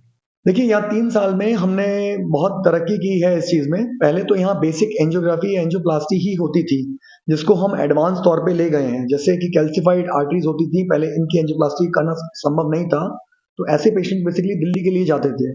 बट इसमें जो भी टेक्निकल स्पेसिफिकेशंस होती हैं उसके आधार पे नई नई जो टेक्निक्स आ चुकी हैं, जैसे कि रोटा एब्लेशन जिस मशीन से हम लोग कैल्शियम तोड़ते हैं, ऑर्बिटल एथरेक्टोमी ये भी एक नया डिवाइस है, नया कैथेटर है जो कि कैल्शियम के मॉडिफिकेशन में काम आता है। IVL ये भी एक नया तरह का बलून है जो कैल्शियम तोड़ने के काम आता है। ये जितनी भी कॉम्प्लेक्स एंजियोप्लास्टीज होती हैं वो सब यहाँ पॉसिबल है अब। साथ ही साथ इसके अतिरिक्त हमने एक डिपार्टमेंट और चालू किया है, जैसे CTVS का डिपार्टमेंट, जिसमें बाईपास सर्जरी, वाल्व रिप्लेसमेंट से लेकर इवन जो दिल के छेद होते हैं उनको कैथेटर द्वारा, डिवाइस द्वारा बंद करने की ये सारी सुविधाएं यहाँ उपलब्ध हैं। मतलब मोटा मोटा आप ये मान सकते हैं कि किसी भी हार्ट के मरीज को इस करंट सिनेरियो में, अभी तत्काल सिनेरियो में कहीं दिल्ली या कहीं बाहर जाने की जरूरत नहीं है। अगर किसी मरीज को एंजियोप्लास्टी है या बाईपास सर्जरी हो चुकी है तो उसको क्या क्या सावधानियां बरतनी चाहिए? देखिए बहुत इंपॉर्टेंट सवाल है। आज के टाइम में एंजियोप्लास्टी या बाईपास सर्जरी बहुत कॉमन हो चुकी है। आप देख रहे होंगे जब से आयुष्मान आया है तब से इन ऑपरेशंस की दर काफी ऊंची पहुंच गई है। तो बहुत इंपॉर्टेंट फैक्टर है कि ये पेशेंट स्पेशली ये ध्यान दें कि जो भी डॉक्टर ने आपको प्रिस्क्राइब करी है मेडिकेशंस वो कभी भी बंद ना करें। अगर उनके कुछ साइड इफेक्ट्स भी आपको आ रहे हैं, जैसे पेट में जलन होना, आपका पेट साफ ना होना, हपकाई सी आना या कुछ भी दिक्कत है, तो दवाई बंद ना करें, सीधा डॉक्टर की सलाह लें। हो सकता है वो आपकी दवाओं में बदलाव करेंगे और आपको सिम्टम रिलीफ हो जाएगा। दूसरी मेजर बात, ये सिगरेट स्मोकिंग, तंबाकू, शराब, इनसे ऑपरेशन के बाद बिल्कुल दूर रहें। अगर आप बिल्कुल ठीक ठाक महसूस करते हैं, दवा नियमित रूप से लेते हैं, तो खान पान का स्पेशल ध्यान रखें कि आप हरी सब्जियां, अपना अनाज है उस पर ध्यान दें, ये फास्ट फूड वगैरह अवॉइड करें। और सबसे इंपॉर्टेंट बात कि ऑपरेशन सर्जरी के बाद जैसे जैसे आपका शरीर ठीक होता जाए, आप नियमित व्यायाम जरूर करें। डॉक्टर साहब, ऐसी कौन-कौन सी हार्ट की बीमारी हैं जिनको हम आयुष्मान कार्ड के द्वारा एशियन विवेकानंद में अपना सफल इलाज करा सकें? देखिए, मुझे लगता है कि हार्ट के जितने भी ऑपरेशंस हैं, चाहे वो एंजियोग्राफी या एंजियोप्लास्टी हो, वाल्व की सर्जरी हो, बलूनिंग हो, या दिल के छेद जैसे डिवाइस क्लोजर होते हैं वो हो, या बाईपास सर्जरी हो, या वाल्व रिप्लेसमेंट हो, मतलब ए से लेकर जेड तक जितनी सर्जरीज पॉसिबल हैं, वो सब एशियन विवेकानंद अस्पताल में आयुष्मान कार्ड द्वारा पॉसिबल है। आप हार्ट के मरीज को जो यहाँ आते हैं और जो आने वाले हैं, उनको क्या संदेश देना चाहते हैं? देखिए, मैं एक बहुत इंपॉर्टेंट बात कहना चाहूँगा। अगर कोई भी मरीज हार्ट के पेशेंट्स हैं, वो सबसे पहले तो अपनी दवा का पूर्ण रूप से ध्यान रखें, अपनी शुगर को कंट्रोल रखें। मैं बहुत कुछ कॉमनली देखता हूँ कि वो कहते हैं कि हमारी शुगर तो कंट्रोल चल रही थी, हमने दवा खाई थी, उसके बाद हमने दवा छोड़ दी क्योंकि शुगर तो कंट्रोल थी या बीपी कंट्रोल था। तो इस मिथ में ना पड़ें, इस भ्रम में ना पड़ें। आपका शुगर, बीपी दवा से कंट्रोल है। तो किसी भी कीमत पे अपनी दवा ना छोड़ें, खान पान का रेगुलर ध्यान रखें, बुरी आदतें जैसे बीड़ी, तंबाकू, शराब, इनसे दूर रहें, नियमित व्यायाम करें और हमेशा खुश रहने की कोशिश करें। डॉक्टर साहब, सबसे लास्ट सवाल हमारे दर्शक आपसे ये जानना चाहेंगे कि दिल की जो नसें ब्लॉकेज हो जाती हैं, तो उनको हम कैसे पहचानें और उनसे कैसे हम दूरी बनाएं? देखिए, दिल की नसें जो ब्लॉकेज हो जाती हैं, ये एक आम मरीज के लिए जांचना रिलेटिवली थोड़ा मुश्किल हो सकता है अगर उसको इस चीज के सिम्टम्स के बारे में ज्ञान ना हो। तो पहले तो हमें ये पता होना चाहिए कि दिल से संबंधित हमारी तकलीफें क्या होंगी या सिम्टम्स क्या होंगे। तो सबसे पहला सिम्टम आता है वो है चेस्ट पेन, यानी सीने में दर्द। तो आपको समझना है कि हर दर्द जो होता है वो दिल का दर्द नहीं है, लेकिन जो दिल का दर्द है उससे भी हमें पहचानना जरूरी है। तो हम कैसे पहचानेंगे? जैसे आप रोजमर्रा की जिंदगी में चलते फिरते हैं या घूमते हैं या वॉक करते हैं या सीढ़ी चढ़ते हैं, तो अगर आपको किसी भी समय ये महसूस होता है कि वो मुझे सीने में थोड़ा सा भारीपन आ रहा है या कंजेशन हो रहा है या कुछ दबाव महसूस हो रहा है और वो मेरे उल्टे हाथ की तरफ या जबड़े की तरफ मूव कर रहा है, या मैं ये नोट करता हूँ कि खाना खाने के बाद मुझसे चलना असंभव हो जाता है, तो डेफिनेटली आप हार्ट के मरीज हैं। तो इस चीज को तुरंत पकड़िए और अपने आसपास जो भी कार्डियोलॉजिस्ट है उनसे संपर्क करिए। दूसरी इंपॉर्टेंट बात, सांस फूलना। अब सांस फूलना कई कारण से हो सकती है। एक, खून कम होने की वजह से, दिल में फैलने की वजह से, वाल्व के ब्लॉकेज की वजह से, है ना, या फेफड़ों की शिकायत की वजह से। तो जब आपको सांस फूलने की शिकायत अमूमन चलने पे महसूस हो, तो डेफिनेटली अपने डॉक्टर की सलाह के पास जाएं और उनके अकॉर्डिंग ही इन्वेस्टिगेट करें और देखें कि कहीं आपके हार्ट में कोई दिक्कत तो नहीं आ रही है। तीसरी इंपॉर्टेंट फीचर होता है धड़कन होना, जिसको पैल्पिटेशंस भी बोलते हैं। कुछ मरीज बहुत कंप्लेन करते हैं कि मैं चलता हूं तो मुझे दिल की धड़कन महसूस होती है, या बैठे बैठे मुझे अपने दिल के वाल्व की मूवमेंट सुनाई देती है। तो इसमें अमूमन दो चीजें हो सकती हैं, या तो उनके वाल्व में कोई प्रॉब्लम आ रही है, या उनको बेसिकली इलेक्ट्रोफिजियोलॉजिकल डिसऑर्डर है जिसके अंदर एक्स्ट्रा बीट्स आती हैं जिसके से धड़कन महसूस होती है। तो इस कंडीशन में भी इस चीज का ध्यान लें और अपने कार्डियोलॉजिस्ट से तुरंत संपर्क करें। ये थे हमारे साथ एशियन विवेकानंद के cardiologist doctor Gitesh Manik. Cameraman Sohail के साथ जरीस मलिक, मुरादाबाद।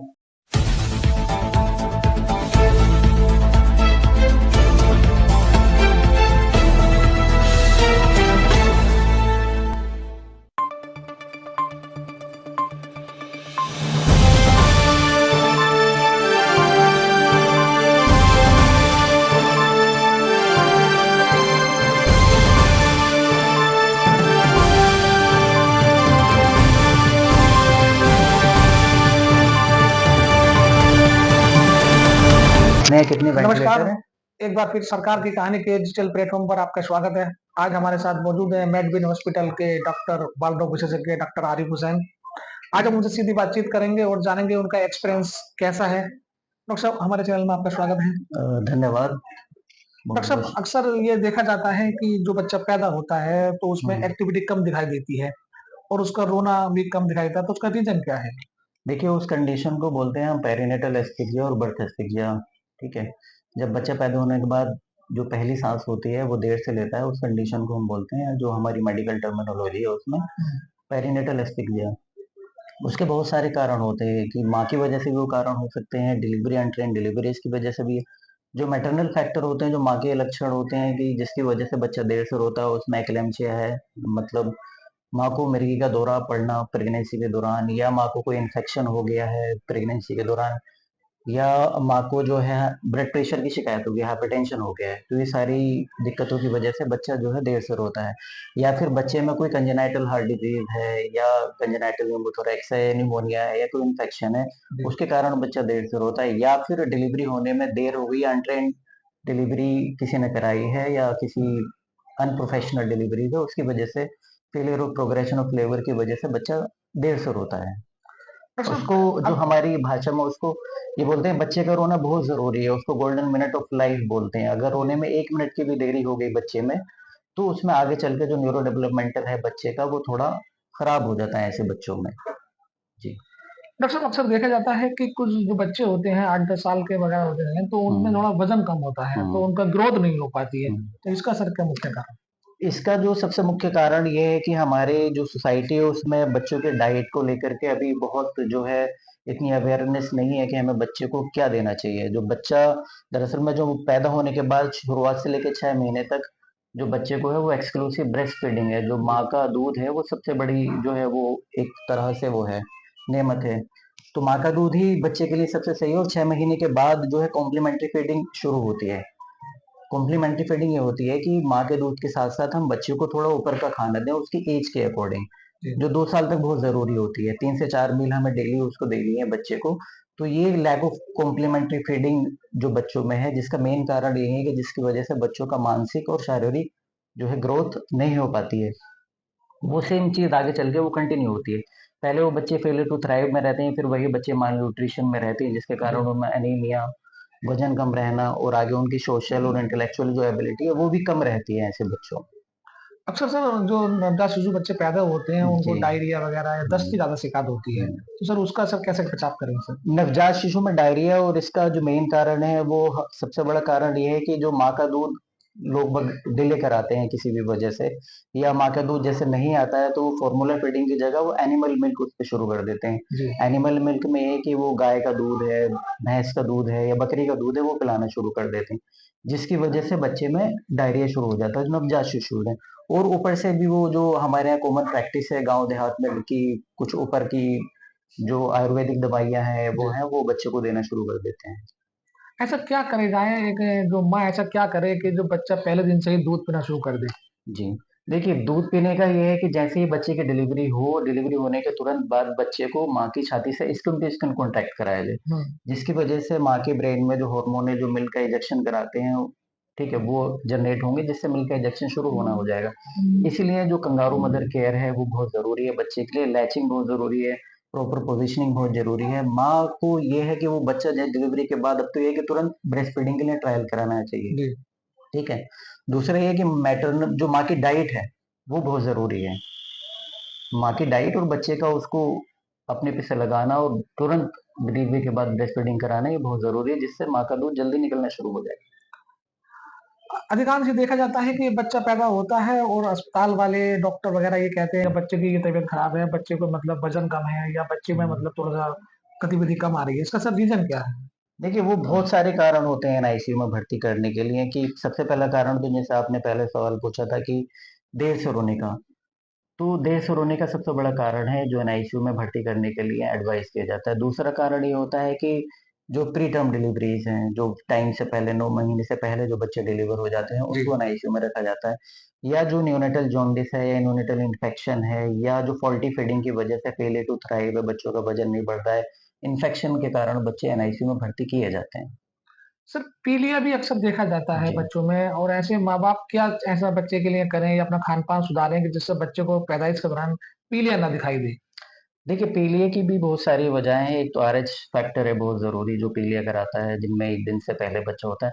एक जो है ब्रेस्ट फीडिंग जॉन्डिस है, ठीक है? जो पीलिया होना एक आम बात है बच्चों में, लेकिन अगर विद इन 24 एक दिन से पीलिया हो रहा है, तो ऐसे बच्चों में जांच की ज़रूरत होती है कि उनमें जांच करा करके हम पीली की जांच कराते हैं, और एक रेंज है, कट ऑफ है। उस कट ऑफ के अंदर अगर बच्चे को लग रहा है कि हाँ, इसको फोटोथेरेपी की ज़रूरत है, तो ऐसे बच्चों को हम एडवाइस करते हैं कि उसको भर्ती करने की ज़रूरत है। आप मेडविन हॉस्पिटल में अपनी सेवाएं दे रहे हैं, जी। तो मेडविन हॉस्पिटल में बच्चों से रिलेटेड क्या क्या सुविधाएं आप देखिए, मेडविन हॉस्पिटल में जो यहाँ एनआईसीयू है, जो सारी सुविधाओं से मौजूद है यहाँ पे 8 वेंटिलेटर हैं और 12 हमारे पास सीपैप हैं, और यहाँ का जो स्टाफ है वो भी बहुत ट्रेन्ड स्टाफ है। तो हमारा रिजल्ट जो है वो न्यूनेटल आईसीयू का जो इंटेंसिव केयर है वो बहुत अच्छा है। तो यहाँ जो पेशेंट इनफ्लो है वो भी काफ़ी अच्छा है, और काफ़ी अच्छा यहाँ इलाज हो रहा है। चलिए, आपकी एजुकेशन कहाँ से हुई और हम मुरादाबाद में मेडविन में आप कब से सेवाएं दे रहे हैं? जी, मेडविन तो मैंने अभी रिसेंटली ज्वाइन किया है, अभी ऑलमोस्ट यहाँ पे मुझे 4 मंथ होने को जा रहे हैं। जी। और जो मैंने अपनी एजुकेशन की एमबीबीएस मैंने अरबिंदो मेडिकल कॉलेज इंदौर से किया है, देवी अहिल्या विश्वविद्यालय से। जी। और जो मैंने अपनी एमडी की डिग्री की है वो राम मनोहर लोहिया यूनिवर्सिटी से की है। अभी तक अपने कार्यकाल में अपने उसमें जो प्रैक्टिस के दौरान ऐसा कोई केस आपके पास आया हो बच्चे का, कोई डिफिकल्ट हो और उसने आप लोग मुमकिन कर दिखाया हो? देखिए, मेरा जो थीसिस का टॉपिक था वो वही था जो बर्थ एस्फिक्सिया का है। जी। तो हम लोगों ने, ये बहुत चैलेंजिंग होता है एज अ डॉक्टर की, जो हमारे जो पेरिफेरी से जो पेशेंट आते हैं जो देर से रोने के कारण, तो वो एक बहुत बड़ा फैक्टर है पेरेंट्स को काउंसलिंग करने के लिए, क्योंकि माँ बाप को उतनी अवेयरनेस नहीं है। उनको ये लगता है कि हमारा बच्चा 2 मिनट 3 मिनट 4 मिनट के बाद रोया है, लेकिन एज अ डॉक्टर हमें पता है कि आगे चल के उस बच्चे में कितना न्यूरो डेवलपमेंटल इफेक्ट उसमें आने वाला है, उसकी ग्रोथ अफेक्ट हो सकती है आगे चल के, बच्चे को दौरे आना, सेरेब्रल पाल्सी बनना, ये बहुत जरूरी है। ठीक है जी। ये थे डॉक्टर आरिफ हुसैन, मेडविन हॉस्पिटल के बाल रोग विशेषज्ञ। कैमरामैन सोहेल के साथ मैं जरीस मलिक, मुरादाबाद।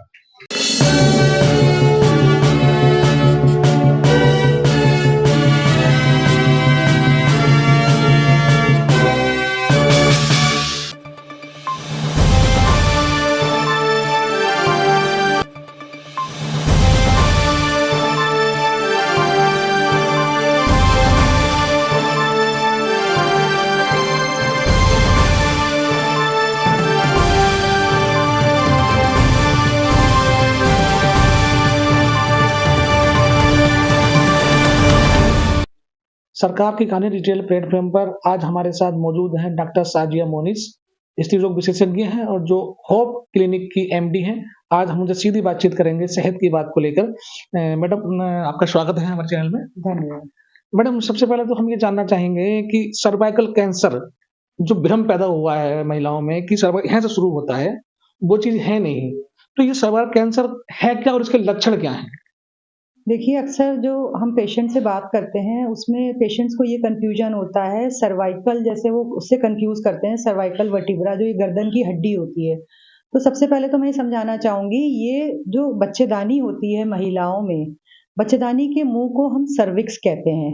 तो इस सर्विक्स में जब कैंसर बन जाता है तो उसे हम सर्वाइकल कैंसर कहते हैं। सबसे पहले समझना ज़रूरी है, इसका गर्दन की हड्डी से कोई ताल्लुक नहीं है। ये बच्चेदानी के मुँह का कैंसर है, उसको सर्वाइकल कैंसर कहते हैं। मतलब इसके लक्षण क्या हैं? लक्षण में देखिए, शुरू में कई मरीजों को तो कोई लक्षण होते ही नहीं है, इसीलिए बीमारी बढ़ जाती है। पेशेंट्स को हल्के-फुल्के कॉमन सिम्पटम जैसे व्हाइट डिस्चार्ज की प्रॉब्लम, मेंस्ट्रुअल प्रॉब्लम्स, तो पेशेंट्स उसको कन्फ्यूज़ हो जाते हैं, उनको समझ में नहीं आता है कि कैंसर के भी लक्षण हो सकते हैं। तो जो आप कॉमन परेशानियाँ महिलाओं में होती हैं, उसी के लक्षण होते हैं। कुछ हाँ स्पेसिफिक लक्षण जैसे इंटरमेंसेस के बीच में ब्लीडिंग होना, मेंसेस बंद होने के बाद ब्लीडिंग होना, पोस्ट कॉइटल ब्लीडिंग, ये उसके कुछ स्पेसिफिक लक्षण हैं जिस पे महिलाओं को ज़्यादा ध्यान देना चाहिए, और अगर ऐसे कोई लक्षण है तो अपने डॉक्टर से ज़रूर कंसल्ट करें। महिलाओं में अधिकांश जानकारी का अभाव है और उससे इसी जानकारी के अभाव में महिलाएं इसमें ज़्यादा प्रभावित होती हैं। इसकी खास वजह क्या है? इसकी खास वजह देखिए, जो सबसे कॉमन वजह है वो है एचपीवी वायरस इन्फेक्शन। ये वायरस से पैदा होती है ये बीमारी, ह्यूमन पैपिलोमा वायरस, जो अमूमन 80% महिलाओं में होती है। लेकिन इसका ये मतलब नहीं है कि हर महिला को सर्वाइकल कैंसर हो जाएगा। जिन महिलाओं में कुछ कोमॉर्बिडिटीज होती हैं, अब वो कौन सी महिलाएं हैं, जैसे जो लो सोशियो इकोनॉमिक स्टेटस में रहती हैं, जो अपने माहवारी के समय साफ सफाई का ध्यान नहीं रखती हैं, या जिनके बहुत सारे पार्टनर्स होते हैं, या जिनकी बहुत कम उम्र में शादी कर दी जाती है, या बहुत सारे बच्चे होते हैं, तो इन महिलाओं में कैंसर के चांसेस नॉर्मल महिलाओं से ज्यादा होते हैं। डॉक्टर साहिबा, आंकड़े बताते हैं कि कुछ अन्य राज्यों में भी और हमारे यूपी में भी ये केस ज्यादा देखने को मिल रहे हैं, तो इसका क्या इलाज संभव है? हाँ, इसका इलाज संभव है, और इसके जो इलाज का जो तरीका है वो 3 स्टेजेस में आता है।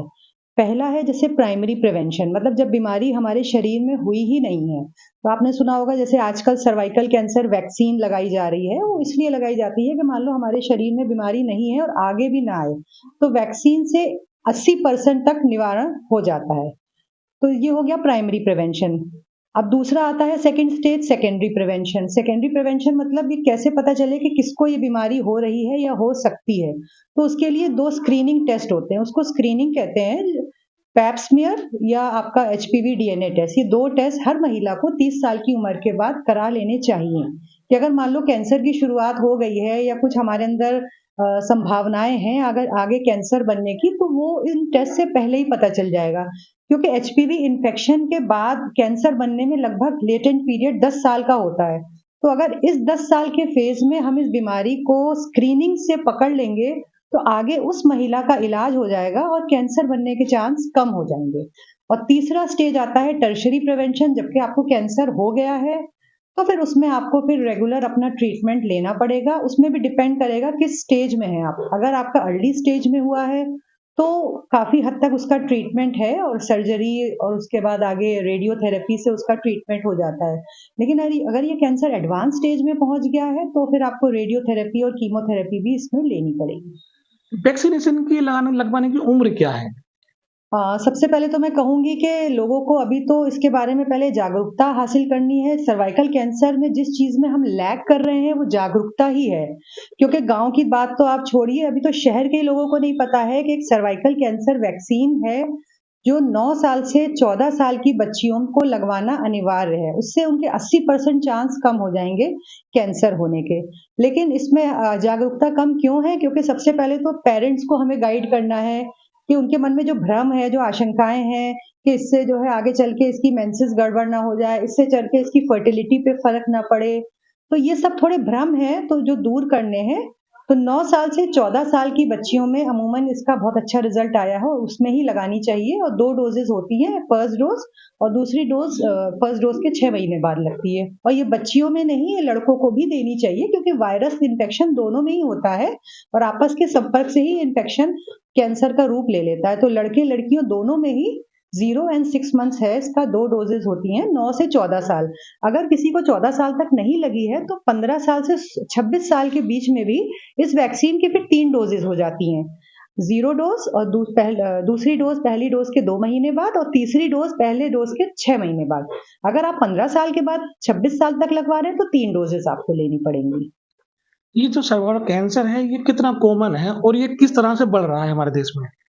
देखिए, मैंने आपको पहले भी बताया कि जागरूकता का बहुत ज़्यादा अभाव है, तो जागरूकता से ही इसकी सबको नॉलेज होगी। आप देखिए सिक्किम में, आप चंडीगढ़ में देखिए, पंजाब में देखिए, तो वहाँ पे 97% गर्ल्स को वैक्सीनेशन मिल चुका है। लेकिन अभी इधर वाला एरिया जो है, यहाँ पे अभी बहुत ज़्यादा जागरूकता की कमी है। क्योंकि वहाँ पे उन्होंने स्कूल्स के थ्रू अप्रोच करा और ज़्यादा 97% लड़कियों ने वैक्सीन लगवा ली है सर्वाइकल कैंसर। तो अगर यहाँ पे भी ये कवरेज हो जाएगा, तो मैं समझती हूँ कि काफ़ी हद तक इसका इंसिडेंस कम हो जाएगा। अपने यहाँ जो होप क्लिनिक है, ये वैक्सीन की सुविधा यहाँ पर अवेलेबल है? हाँ, मैं आपको सबको ये बताऊँगी कि वैक्सीन आप हमेशा डॉक्टर की देख-रेख में लगाएँ, ऐसे ना लगाएँ, क्योंकि अमूमन लोगों को भ्रम है कि इससे कोई साइड इफ़ेक्ट्स ना हो, तो इस वैक्सीन से कोई भी साइड इफ़ेक्ट नहीं है। बस जो इंजेक्शन लगाने से जो थोड़ा बहुत आपको पेन, जो थोड़ा स्वेलिंग आती है, जो नॉर्मली हर टीका लगने से होती है, बस यही इसके साइड इफ़ेक्ट हैं। लेकिन बेटर ये है कि आप डॉक्टर की देख-रेख में लगाएँ, तो वो ज़्यादा ठीक है। आज की युवा पीढ़ी इस चीज़ को लेके थोड़ा अवेयरनेस तो नहीं है उनके अंदर, लेकिन क्या है, चुनौतियाँ बहुत ज़्यादा हैं इस कैंसर बीमारी को लेकर। तो क्या इसके लिए भी कोई बचाव है? जी हाँ, चुनौतियाँ हैं, लेकिन इसके लिए मैं आपको बताऊँगी, इसके 3 पिलर्स हैं। वैक्सीन लगवाइए, 9 से 14 साल में, 14 साल तक नहीं लग रही, 15 टू 26 ईयर्स में लगवाइए। नहीं तो अगर आपने नहीं लगवाई है तो उसकी आप रेगुलर स्क्रीनिंग कराएं। वो 30 साल की उम्र से 55 साल की उम्र में आप करा सकते हैं। आज हमारे साथ मौजूद थी doctor Shadiya Monis, hope clinic की डायरेक्टर। मैं अपने सहयोगी सुहेल के साथ, कैमरामैन जरीस मलिक, मुरादाबाद।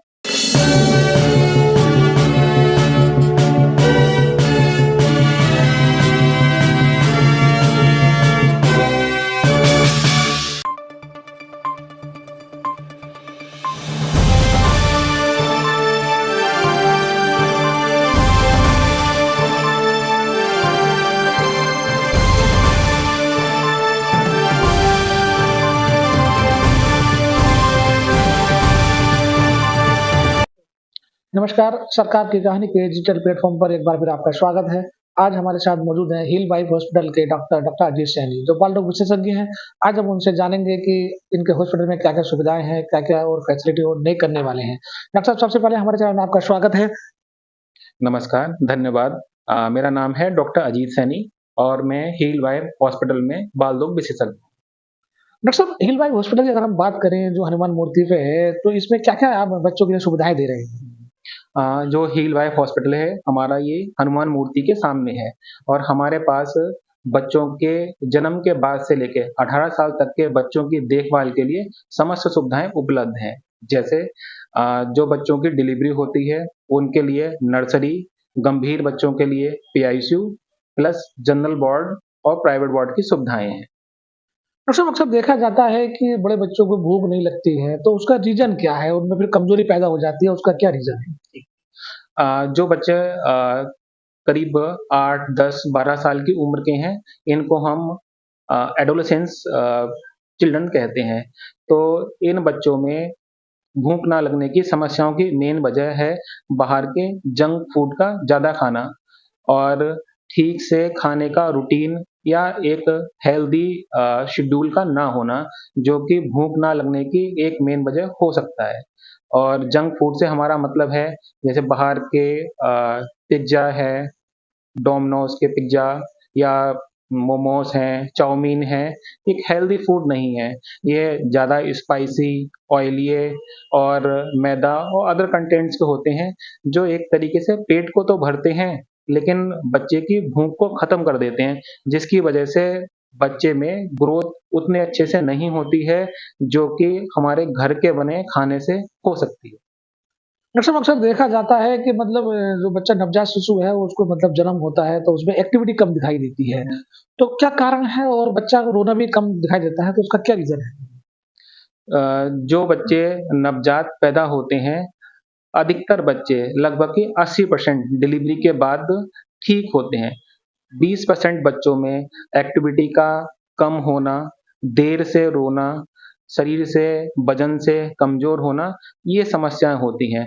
तो इन कम वजन के होने की वजह से या देर से रोने की वजह से, देर से रोने का मतलब है कि डिलीवरी के टाइम पे बच्चा माँ के पेट में फँस के रह गया है या बाहर से आते समय डिलीवरी में कुछ देर हुई है, जिसकी वजह से बच्चों में देर से रोने की समस्या होती है। यही बच्चे जन्म के बाद थोड़े से सुस्त या डल होते हैं। अक्सर एक सवाल ये भी माँओं के दिमाग में रहता है कि जैसे माँ ने बच्चे को जन्म दिया और बच्चा उसको दूध कैसे पिलाए? बच्चा पहले दिन दूध नहीं पीता है, तो उसका क्या रीज़न है? अ, कुछ माताओं की, अधिकतर उन माताओं की जिनके ये पहला बच्चा है, उनको बच्चे में दूध पिलाने की कुछ समस्याएँ हो सकती हैं। दूध पिलाने की समस्याएँ 2 तरीके से हो सकती हैं। पहली ये है कि माँ के कम खान-पान की वजह से माँ का दूध ही कम आ रहा हो, पहली बात। दूसरी बात, बच्चा पहला है, तो माँ को बच्चे को स्तन से ठीक से नहीं लगा पाना, बच्चे की पोज़ीशन को ठीक से नहीं पकड़ पाना, ये समस्याएँ दूध पिलाने में आती हैं। तीसरी, बच्चा कमज़ोर है, ठीक तरीके से बच्चा माँ के दूध को खींच नहीं पा रहा है, इसकी वजह से भी बच्चे कम दूध पीते हैं। तो इसके लिए हमको माँ को ये समझाना पड़ेगा कि बच्चे को किस तरीके से स्तन पे लगाना है, बच्चे की पोज़ीशन को कैसे ठीक रखना है और अपना खान-पान को बेहतर करना है। जिन बच्चों का वज़न कम होता है डॉक्टर साहब, तो उन्हें आगे चलकर क्या-क्या बीमारियों का सामना करना पड़ सकता है? बहुत से ऐसे बच्चे जो कम टाइम पर पैदा होते हैं, उनका वज़न नॉर्मल बच्चों के कंपेयर में कम होता है। तो ऐसे बच्चों को भविष्य में खून की कमी, ग्रोथ का ठीक से ना होना और शरीर से कमज़ोर होने की समस्याएँ हो सकती हैं। लेकिन ये समस्याएँ 100% से लेके 95% तक दूर हो सकती हैं, अगर माँ डिलीवरी के बाद अपने बच्चे का ठीक से ख़्याल रखे। ठीक से ख़्याल रखने का मतलब है साफ-सफाई से रखना, अपना दूध पिलाना और डॉक्टर की सलाह को उचित से मानना। एक समस्या माँओं के सामने ये भी आती है कि नवजात शिशु पैदा हुआ और उसको मतलब डायरिया की शिकायत, मतलब दस्त की शिकायत हो जाती है, तो क्या रीज़न है उसका और कैसा उसका बचाव किया जा सकता है? जो नवजात बच्चे जिनकी माताओं की ये शिकायत रहती है कि हमारे बच्चे को डायरिया डायरिया से मतलब है कि एक दिन में अधिक मात्रा में मल का त्याग करना या एक दिन में अधिक बार लैट्रिन का जाना। तो ये नवजात बच्चों में एक सामान्य-सी बात भी अधिकतर केसों में हो सकती है। सामान्य-सी बात का मतलब ये है कि बच्चे का पेट छोटा होता है, जैसे ही बच्चा माँ का दूध पीता है, तो बच्चे को पॉटी हो जाती है। इसे गैस्ट्रोकोलिक रिफ्लेक्स कहते हैं, जो कि एक सामान्य घटना है। और डायरिया और इस सामान्य घटना में अंतर करने के लिए देखने का तरीका ये है कि बच्चा लैट्रिन करने के उपरांत भी पेशाब ठीक से कर रहा है, शरीर में पानी की कोई कमी नहीं हो रही है, रो रहा है, अच्छे से हाथ-पैर चला रहा है, क्राई कर रहा है, तो इसमें घबराने की कोई बात नहीं है। किसी के अक्सर अक्सर देखा जाता है कि जो माएँ होती हैं, जो नवजात बच्चे होते हैं, उनको डायपर का अधिक उपयोग करती हैं। तो डायपर से क्या-क्या बीमारी हो सकती है और उसके क्या-क्या समस्याएँ पैदा हो सकती हैं बच्चे में? जो माताएँ अपने बच्चे के लिए डायपर का यूज़ करती हैं, वैसे तो डायपर का यूज़ करने से कोई बहुत ऐसी बड़ी गंभीर समस्या नहीं होती है, लेकिन डायपर का यूज़ करते समय हमें कुछ चीज़ों का ध्यान रखना है। जैसे कि डायपर का अधिक टाइम तक यूज़ नहीं हो। अधिक टाइम से मतलब है कि बच्चे ने यूरिन या लैट्रिन कर रखी है, वो डायपर ओवरफिल नहीं हो। डायपर पेशाब से या लैट्रिन से अधिक देर तक भरे रहने की वजह से बच्चे के जननांगों में लैट्रिन या पेशाब के रास्ते के आसपास लाल निशान या डायपर रैश हो जाते हैं और इसकी वजह से बच्चों को इन्फेक्शन, खुजली, दर्द ये समस्याएँ हो सकती हैं। साथ में लंबे टाइम तक डायपर से जननांगों के दबे रहने की वजह से बहुत ही कम केसों में पेशाब के रास्ते या गुर्दे पर थोड़ा-सा असर आने की संभावना रहती है। ये थे हमारे साथ डॉक्टर अजीत सैनी, जो हिल बाइव हॉस्पिटल के डायरेक्टर हैं। कैमरामैन सोहेल के साथ मैं जरीस मलिक, मुरादाबाद।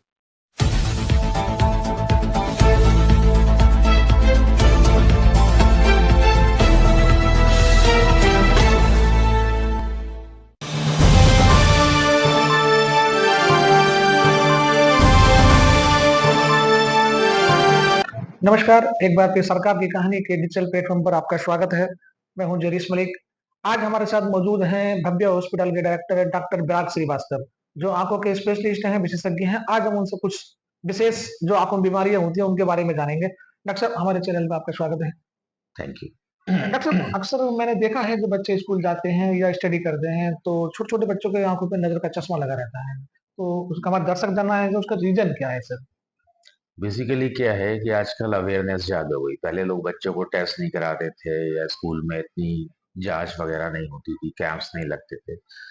अब अवेयरनेस ज़्यादा है, लोग बच्चों को तुरंत चेक करा लेते हैं। स्कूल्स में भी कैंप्स लगते हैं जहाँ पे स्क्रीनिंग होती है, पता लग जाता है बच्चों को प्रॉब्लम है कि नहीं है।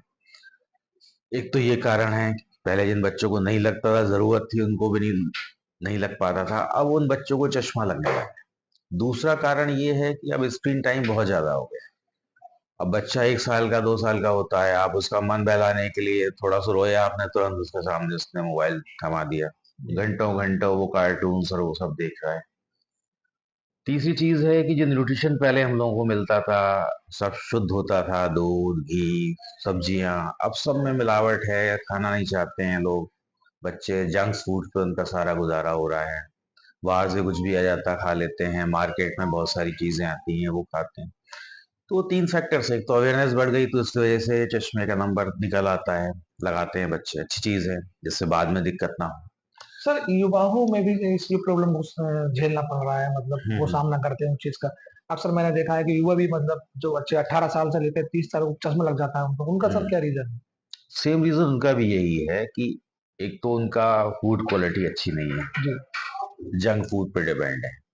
और वैसे भी आजकल शुद्ध खाना बहुत कम मिलता है ना, दूध आप जानते होंगे, दूध है, सब्जियां हैं, सब में मिलावट है। दूसरा ये है कि स्क्रीन टाइम, अब फिर वही बात है कि स्क्रीन टाइम बहुत ज्यादा, 8-8 घंटे, 10-10 घंटे, कुछ काम होता है, कुछ आप अननेसेसरी सोशल मीडिया यूज करने के लिए करते हैं, तो वो सब रिड्यूस करना पड़ेगा, अदरवाइज प्रॉब्लम्स बढ़ती जाएंगी। सर एक बीमारी भी बहुत मुख्य है जो अक्सर हर आदमी को होती है, हर महिला को हो जाती है, मोतियाबिंद। आपने सर उसका इलाज भी करते होंगे आप। मोतियाबिंद सर क्या है और उसका रीजन क्या है, उससे हम कैसे बच सकते हैं? मोतियाबिंद क्या है कि मोतियाबिंद आंख के अंदर जो ओरिजिनल लेंस होता है वो धीरे धीरे एज के साथ सफेद हो जाता है ना, तो धुंधला दिखने लगता है। जिस लेंस, जो क्लियर लेंस से आपको दिख रहा है, जब वो लेंस धुंधला हो जाता है तो उससे आपको धुंधला दिखने लगता है। यूजुअली एजिंग प्रोसेस है, जैसे आपके बाल सफेद होते हैं तो कुछ समय बाद लेंस भी सफेद होने लगता है, किसी को 60 साल में, किसी को 70 में, किसी को 80 में।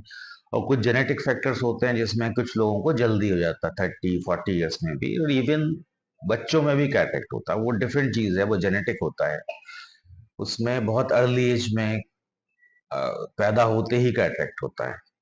तो सर ये क्या, ये मोतियाबिंद जन्मजात बीमारी है या मतलब अपने आप ही मतलब आप किसी को हो जाती है आदमी को? नहीं नहीं, जन्मजात एक तो हो गया सेनाइल।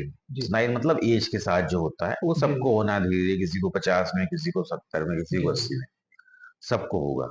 और बहुत डिफरेंट फैक्टर्स होते हैं, डायबिटीज है तो जल्दी हो जाएगा, कुछ जेनेटिक फैक्टर्स होते हैं, जीन में चेंजेस हो गए उस वजह से जल्दी हो जाता है, कुछ बच्चों में जन्मजात होता है, उसमें कुछ बीमारियां होती हैं, रुबेला होता है, उस वजह से जल्दी हो जाता है। तो बहुत सारे फैक्टर्स हैं। सर क्या इसका सफल इलाज और सरल इलाज क्या है सर इसका? बिल्कुल सफल इलाज है। पहली चीज तो है कि जल्दी से जल्दी उसकी पहचान हो और जल्दी से जल्दी ट्रीटमेंट हो। पहली चीज, कोई कंफ्यूजन नहीं, कोई इसकी दवाई नहीं होती है, कोई चीज नहीं, केवल इसका इलाज ऑपरेशन है, और बहुत सफल ऑपरेशन है। इस समय 99.9% सक्सेस रेट है ऑपरेशन से इसका, तो तुरंत ऑपरेशन कराएं। स्पेशली छोटे बच्चों में जो होता है, आपको 1 हफ्ता भी नहीं वेस्ट करना है, जितना समय वेस्ट करेंगे रोशनी आने की संभावना कम होती जाएगी। एक चीज और मैं कहना चाहता हूँ, लोगों में बहुत कंफ्यूजन है कि गर्मियों में नहीं कराना चाहिए, बरसात में नहीं कराना चाहिए, सर्दियों में कराना चाहिए, बिल्कुल वहम है। जितना लेट होगा उतनी ही प्रॉब्लम हो। आप किसी भी मौसम में कराओ, कभी भी कराओ, अर्लीस्ट पॉसिबल कराओ। जितना जल्दी कराएंगे उतना ही अच्छा रिजल्ट होगा, उतने ही कॉम्प्लिकेशन के चांसेस कम होंगे। सर अगर भव्य हॉस्पिटल की हम सर बात करें तो जो दयानंद डिग्री कॉलेज के पास में है, यहाँ क्या क्या सुविधाएं हैं मरीजों के लिए सर? यहाँ पे 2 सुविधाएं हैं, एक तो आई की, दूसरी गायनी ऑप्स और इनफर्टिलिटी की सुविधाएं हैं जो मेरी वाइफ देखती हैं। तो सभी तरह की सुविधाएं हैं यहाँ पे, ऑपरेशन से लेकर सारी प्रकार की जांचों की, कोई किसी या दिल्ली जाने की कोई जरूरत नहीं है आपकी। 99% सारी बीमारियां आपके यहाँ पे जांच और इलाज, ऑपरेशन सब संभव। क्या सर यहाँ जो सरकार की योजना चल रही है आयुष्मान योजना, तो उससे भी क्या सर सिर्फ फ्री में सर इलाज किया जाता है आपके यहाँ? नहीं, अभी तो नहीं है, हमने उसके लिए आवेदन कर रखा है। जी जी। हो सकता है भविष्य में जल्दी ही हमें इसका अवसर मिले। सर अगर कोई आपके यहाँ कोई मोतियाबिंद का सफल इलाज कराना चाहे सस्ता सुलभ, तो सर उसके लिए क्या छूट है सर? डिपेंड करता है, अगर मरीज गरीब है तो हम उसका फ्री में भी करते हैं, या जितनी उसकी जरूरत है उसको हम छूट देते हैं। आज हमारे साथ मौजूद थे डॉक्टर श्रीवास्तव, जो भव्य हॉस्पिटल के डायरेक्टर हैं। कैमरामैन सोहेल के साथ जरीस मलिक, मुरादाबाद।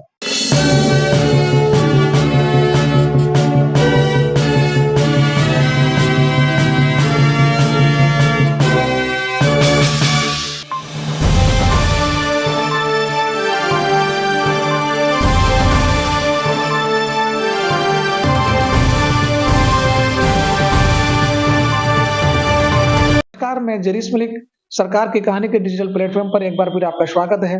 आज हम अपने दर्शकों के सुझाव पर एक नशे वाले डॉक्टर से खास बातचीत करने के लिए यहाँ मौजूद हैं। हुमा क्रिटिकल सेंटर जो आशियाना में स्थित है, और उसके एमडी हैं डॉक्टर यूसुफ खान। आज हम उनसे सीधे सवाल करेंगे कि डॉक्टर साहब, क्या मरीजों में नशा क्यों जरूरी है देना? सर्जरी के दौरान जब नशा दिया जाता है तो मरीज क्यों घबराता है? ऐसे सीधे सवाल हम इनसे आज जानेंगे। डॉक्टर साहब, हमारे चैनल में आपका स्वागत है। डॉक्टर, सबसे पहले तो हम आपका परिचय जानना चाहेंगे। मैं doctor Yusuf Khan Huma critical care का डायरेक्टर हूं, और पिछले 6 साल से मुरादाबाद में एज एनेस्थेटिस्ट प्रैक्टिस कर रहा हूं। ठीक है, और हल्द्वानी का रहने वाला हूं। डॉक्टर साहब, सर्जरी के दौरान मरीज को नशा देना क्यों जरूरी है और उसका क्या असर होता है? सर, जितनी इम्पोर्टेंट सर्जरी की है उतनी ही इम्पोर्टेंट एनेस्थेसिया के लिए है, और एनेस्थेसिया भी पेशेंट्स के लिए बहुत ज़रूरी है।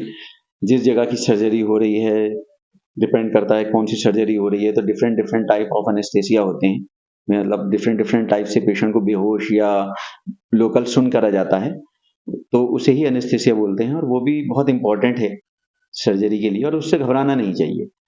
बस ये है कि आपको एनेस्थेसिया देने वाला एक क्वालिफाइड एनेस्थेटिस्ट हो, तो इसलिए आपको एनेस्थेसिया से घबराने की ज़रूरत नहीं है। कभी-कभी क्या होता है कि लोग लालच में आकर अनक्वालिफाइड डॉक्टर नशे का इंजेक्शन मरीज को दे देते हैं, तो उसके दुष्प्रभाव क्या होते हैं? सर, पहली बात तो ये कि अनक्वालिफाइड अगर व्यक्ति किसी को नशा दे रहा है तो उसको ये नहीं पता कि इसके क्या-क्या दुष्प्रभाव होंगे। उसको इतना ही पता है कि बस मुझे इस जगह पे ये इंजेक्शन लगाना है। तो इम्पोर्टेंट है कि और जो सबसे सेफ एनेस्थीसिया होता है, स्पाइनल एनेस्थीसिया बहुत कॉमन है, कमर में सुई लगाई और इंजेक्शन लगा दिया, सेफ है वो, लेकिन उसके भी बहुत अपने मेजर कॉम्प्लिकेशंस होते हैं।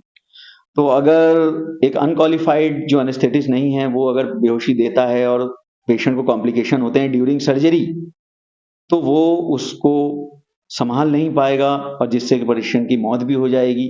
तो इसलिए बहुत ज़रूरी है कि आप अगर अपनी सर्जरी करवा रहे हैं तो जिस तरीके से आप सर्जन का चूज करते हैं कि हम अपना ऑपरेशन इस डॉक्टर से करवाना है, इस डॉक्टर से नहीं करवाना है, उसी तरीके से आपको ये पता होना चाहिए कि जब हमें कोई बेहोशी देने आया है तो आप वो एनेस्थेटिस्ट है या नहीं है। आप खुद उससे डायरेक्ट पूछें कि सर आप कहाँ एनेस्थेटिस्ट हैं, आप एनेस्थेसिया के डॉक्टर हैं, क्या नाम है आपका, क्योंकि आप अपनी जान से खिलवाड़ ना करें चंद पैसों के पीछे, क्योंकि आप 20-25 हज़ार की या 10-20 हज़ार की सर्जरी करवा रहे हैं तो 2,000 बचाने के पीछे आप अनक्वालिफाइड से अगर आप इंजेक्शन लगवाएंगे और उसका कोई कॉम्प्लिकेशन होता है तो सीधे सीधे उसमें आपकी जान जाने के पूरे चांसेस हैं। तो इसलिए जो है सबसे हमें ये अवेयर होना चाहिए कि हमें जो पेशेंट जो नशा दे रहा है वो डॉक्टर कौन है। जिस तरीके से हमें ये पता होता है कि हम ये डॉक्टर हमारी सर्जरी करेगा, उस तरीके से हमें पता होना चाहिए कि ये डॉक्टर हमें बेहोशी दे रहा है, इसलिए इम्पोर्टेंट है। डॉक्टर, सर्जरी के दौरान जो मरीज को भूखा रखा जाता है तो वो क्यों रखा जाता है और कितनी देर तक उसको भूखा रहना पड़ता है? देखिए सर, पेशेंट को जो भूखा रहने के लिए कहते हैं वो इसलिए कहते हैं कि जो ड्रग इसका इस्तेमाल किया जाता है बेहोशी के दौरान तो उसके अपने कॉम्प्लिकेशन होते हैं। उस कॉम्प्लिकेशन मतली आना और उल्टी आना भी है।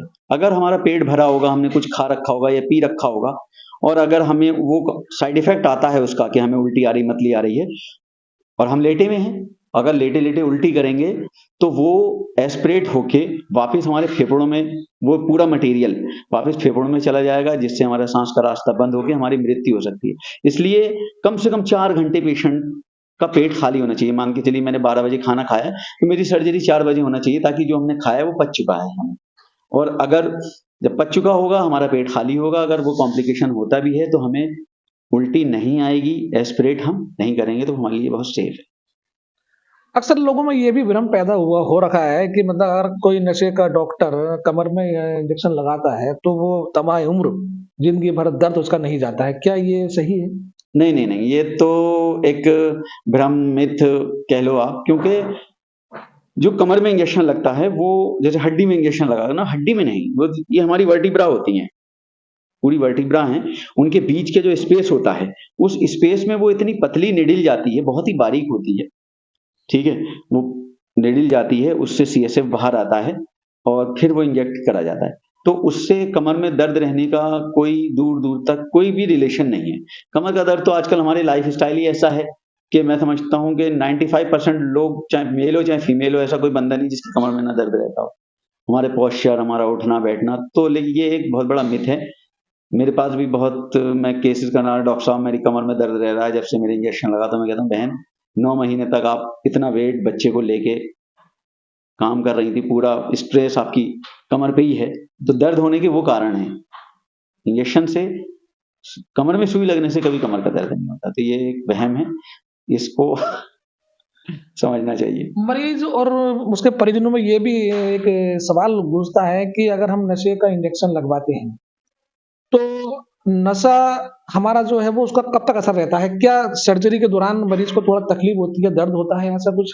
नहीं, देखिए सर्जरी जब ही शुरू करी जाती है जब एनेस्थीसिया के ड्रग का पूरा इफेक्ट आ जाता है।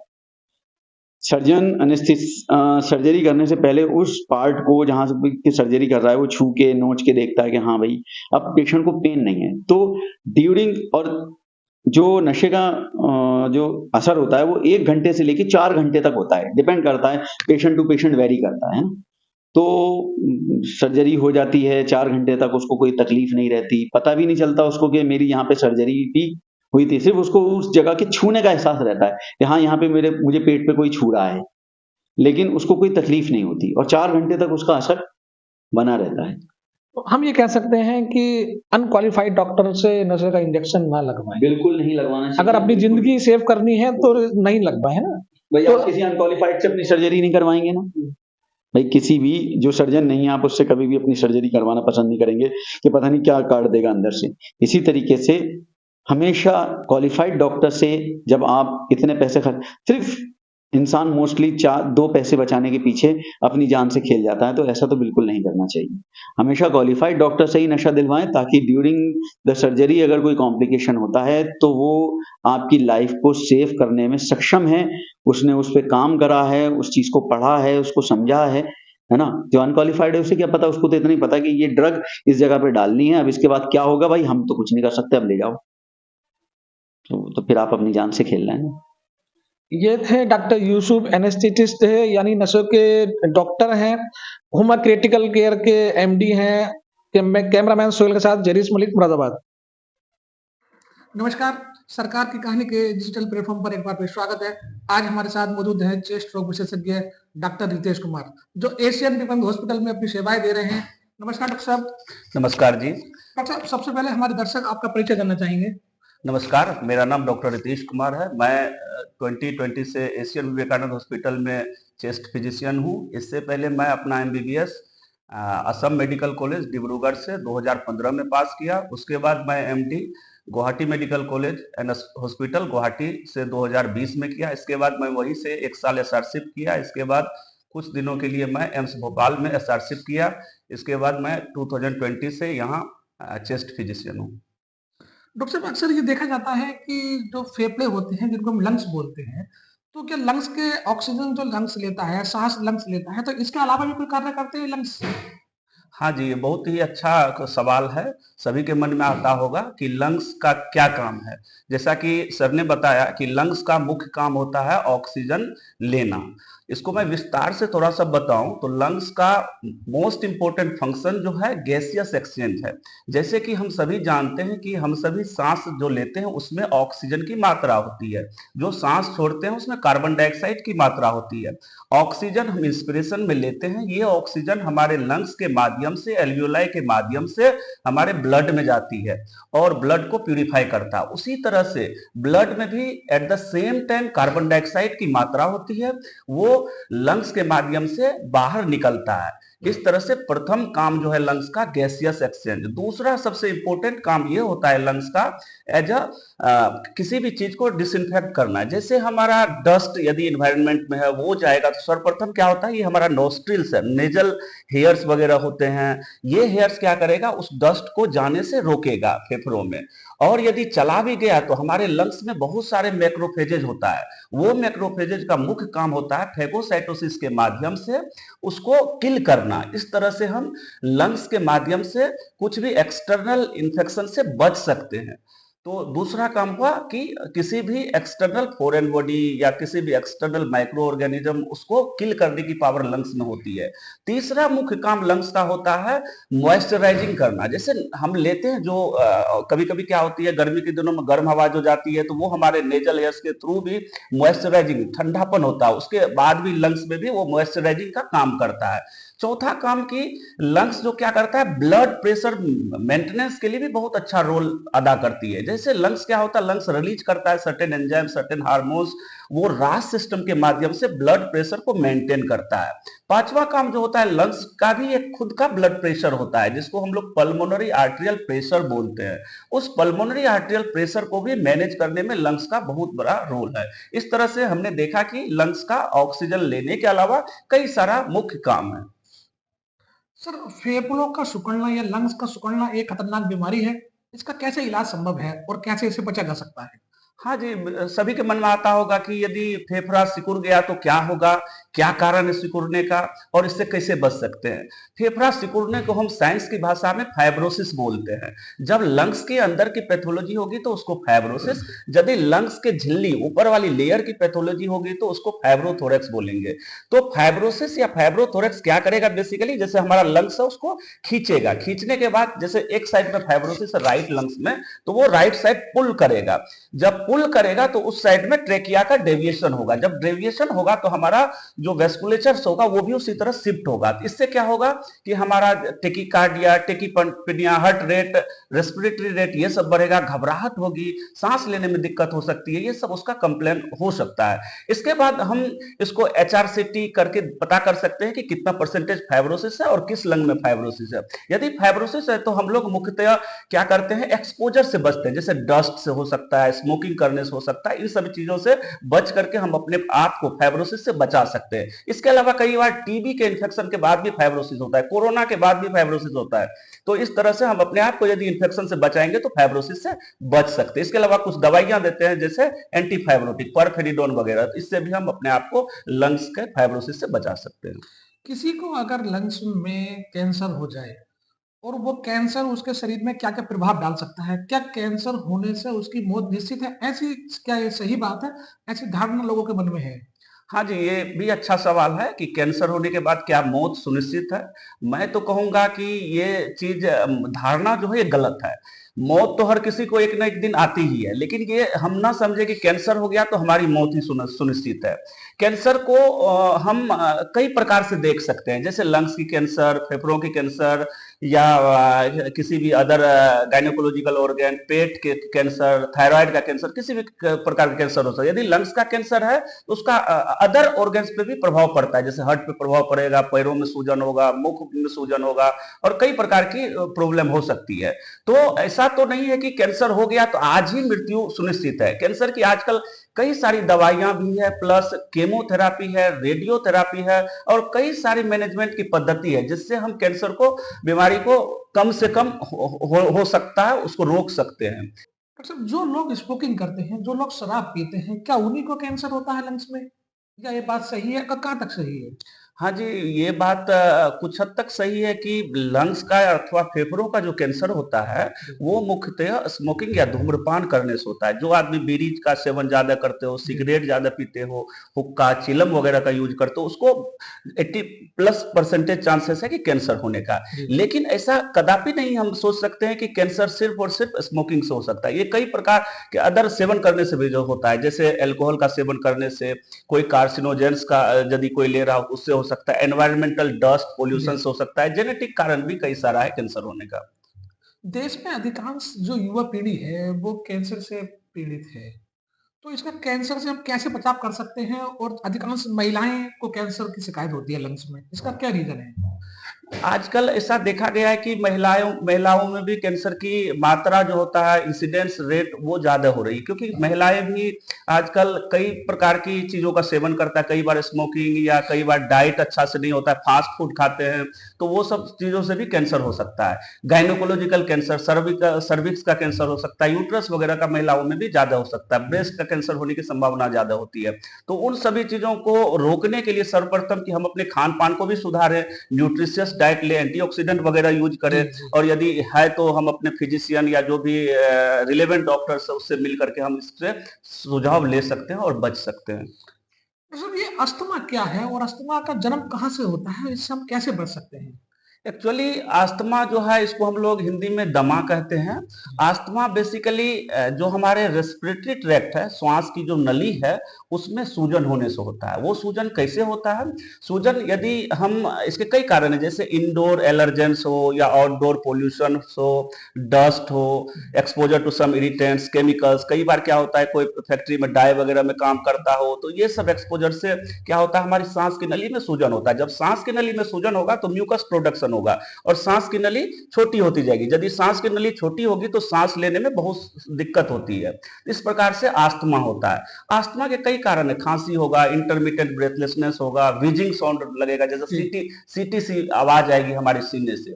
ये सब उनके आस्थमा के लक्षण। इससे हम बच सकते हैं सिंपली कि हम डॉक्टर्स का भी सजेशन ले और प्लस हम एक्सपोजर से बचे, इरिटेंट्स एलर्जन से बचे।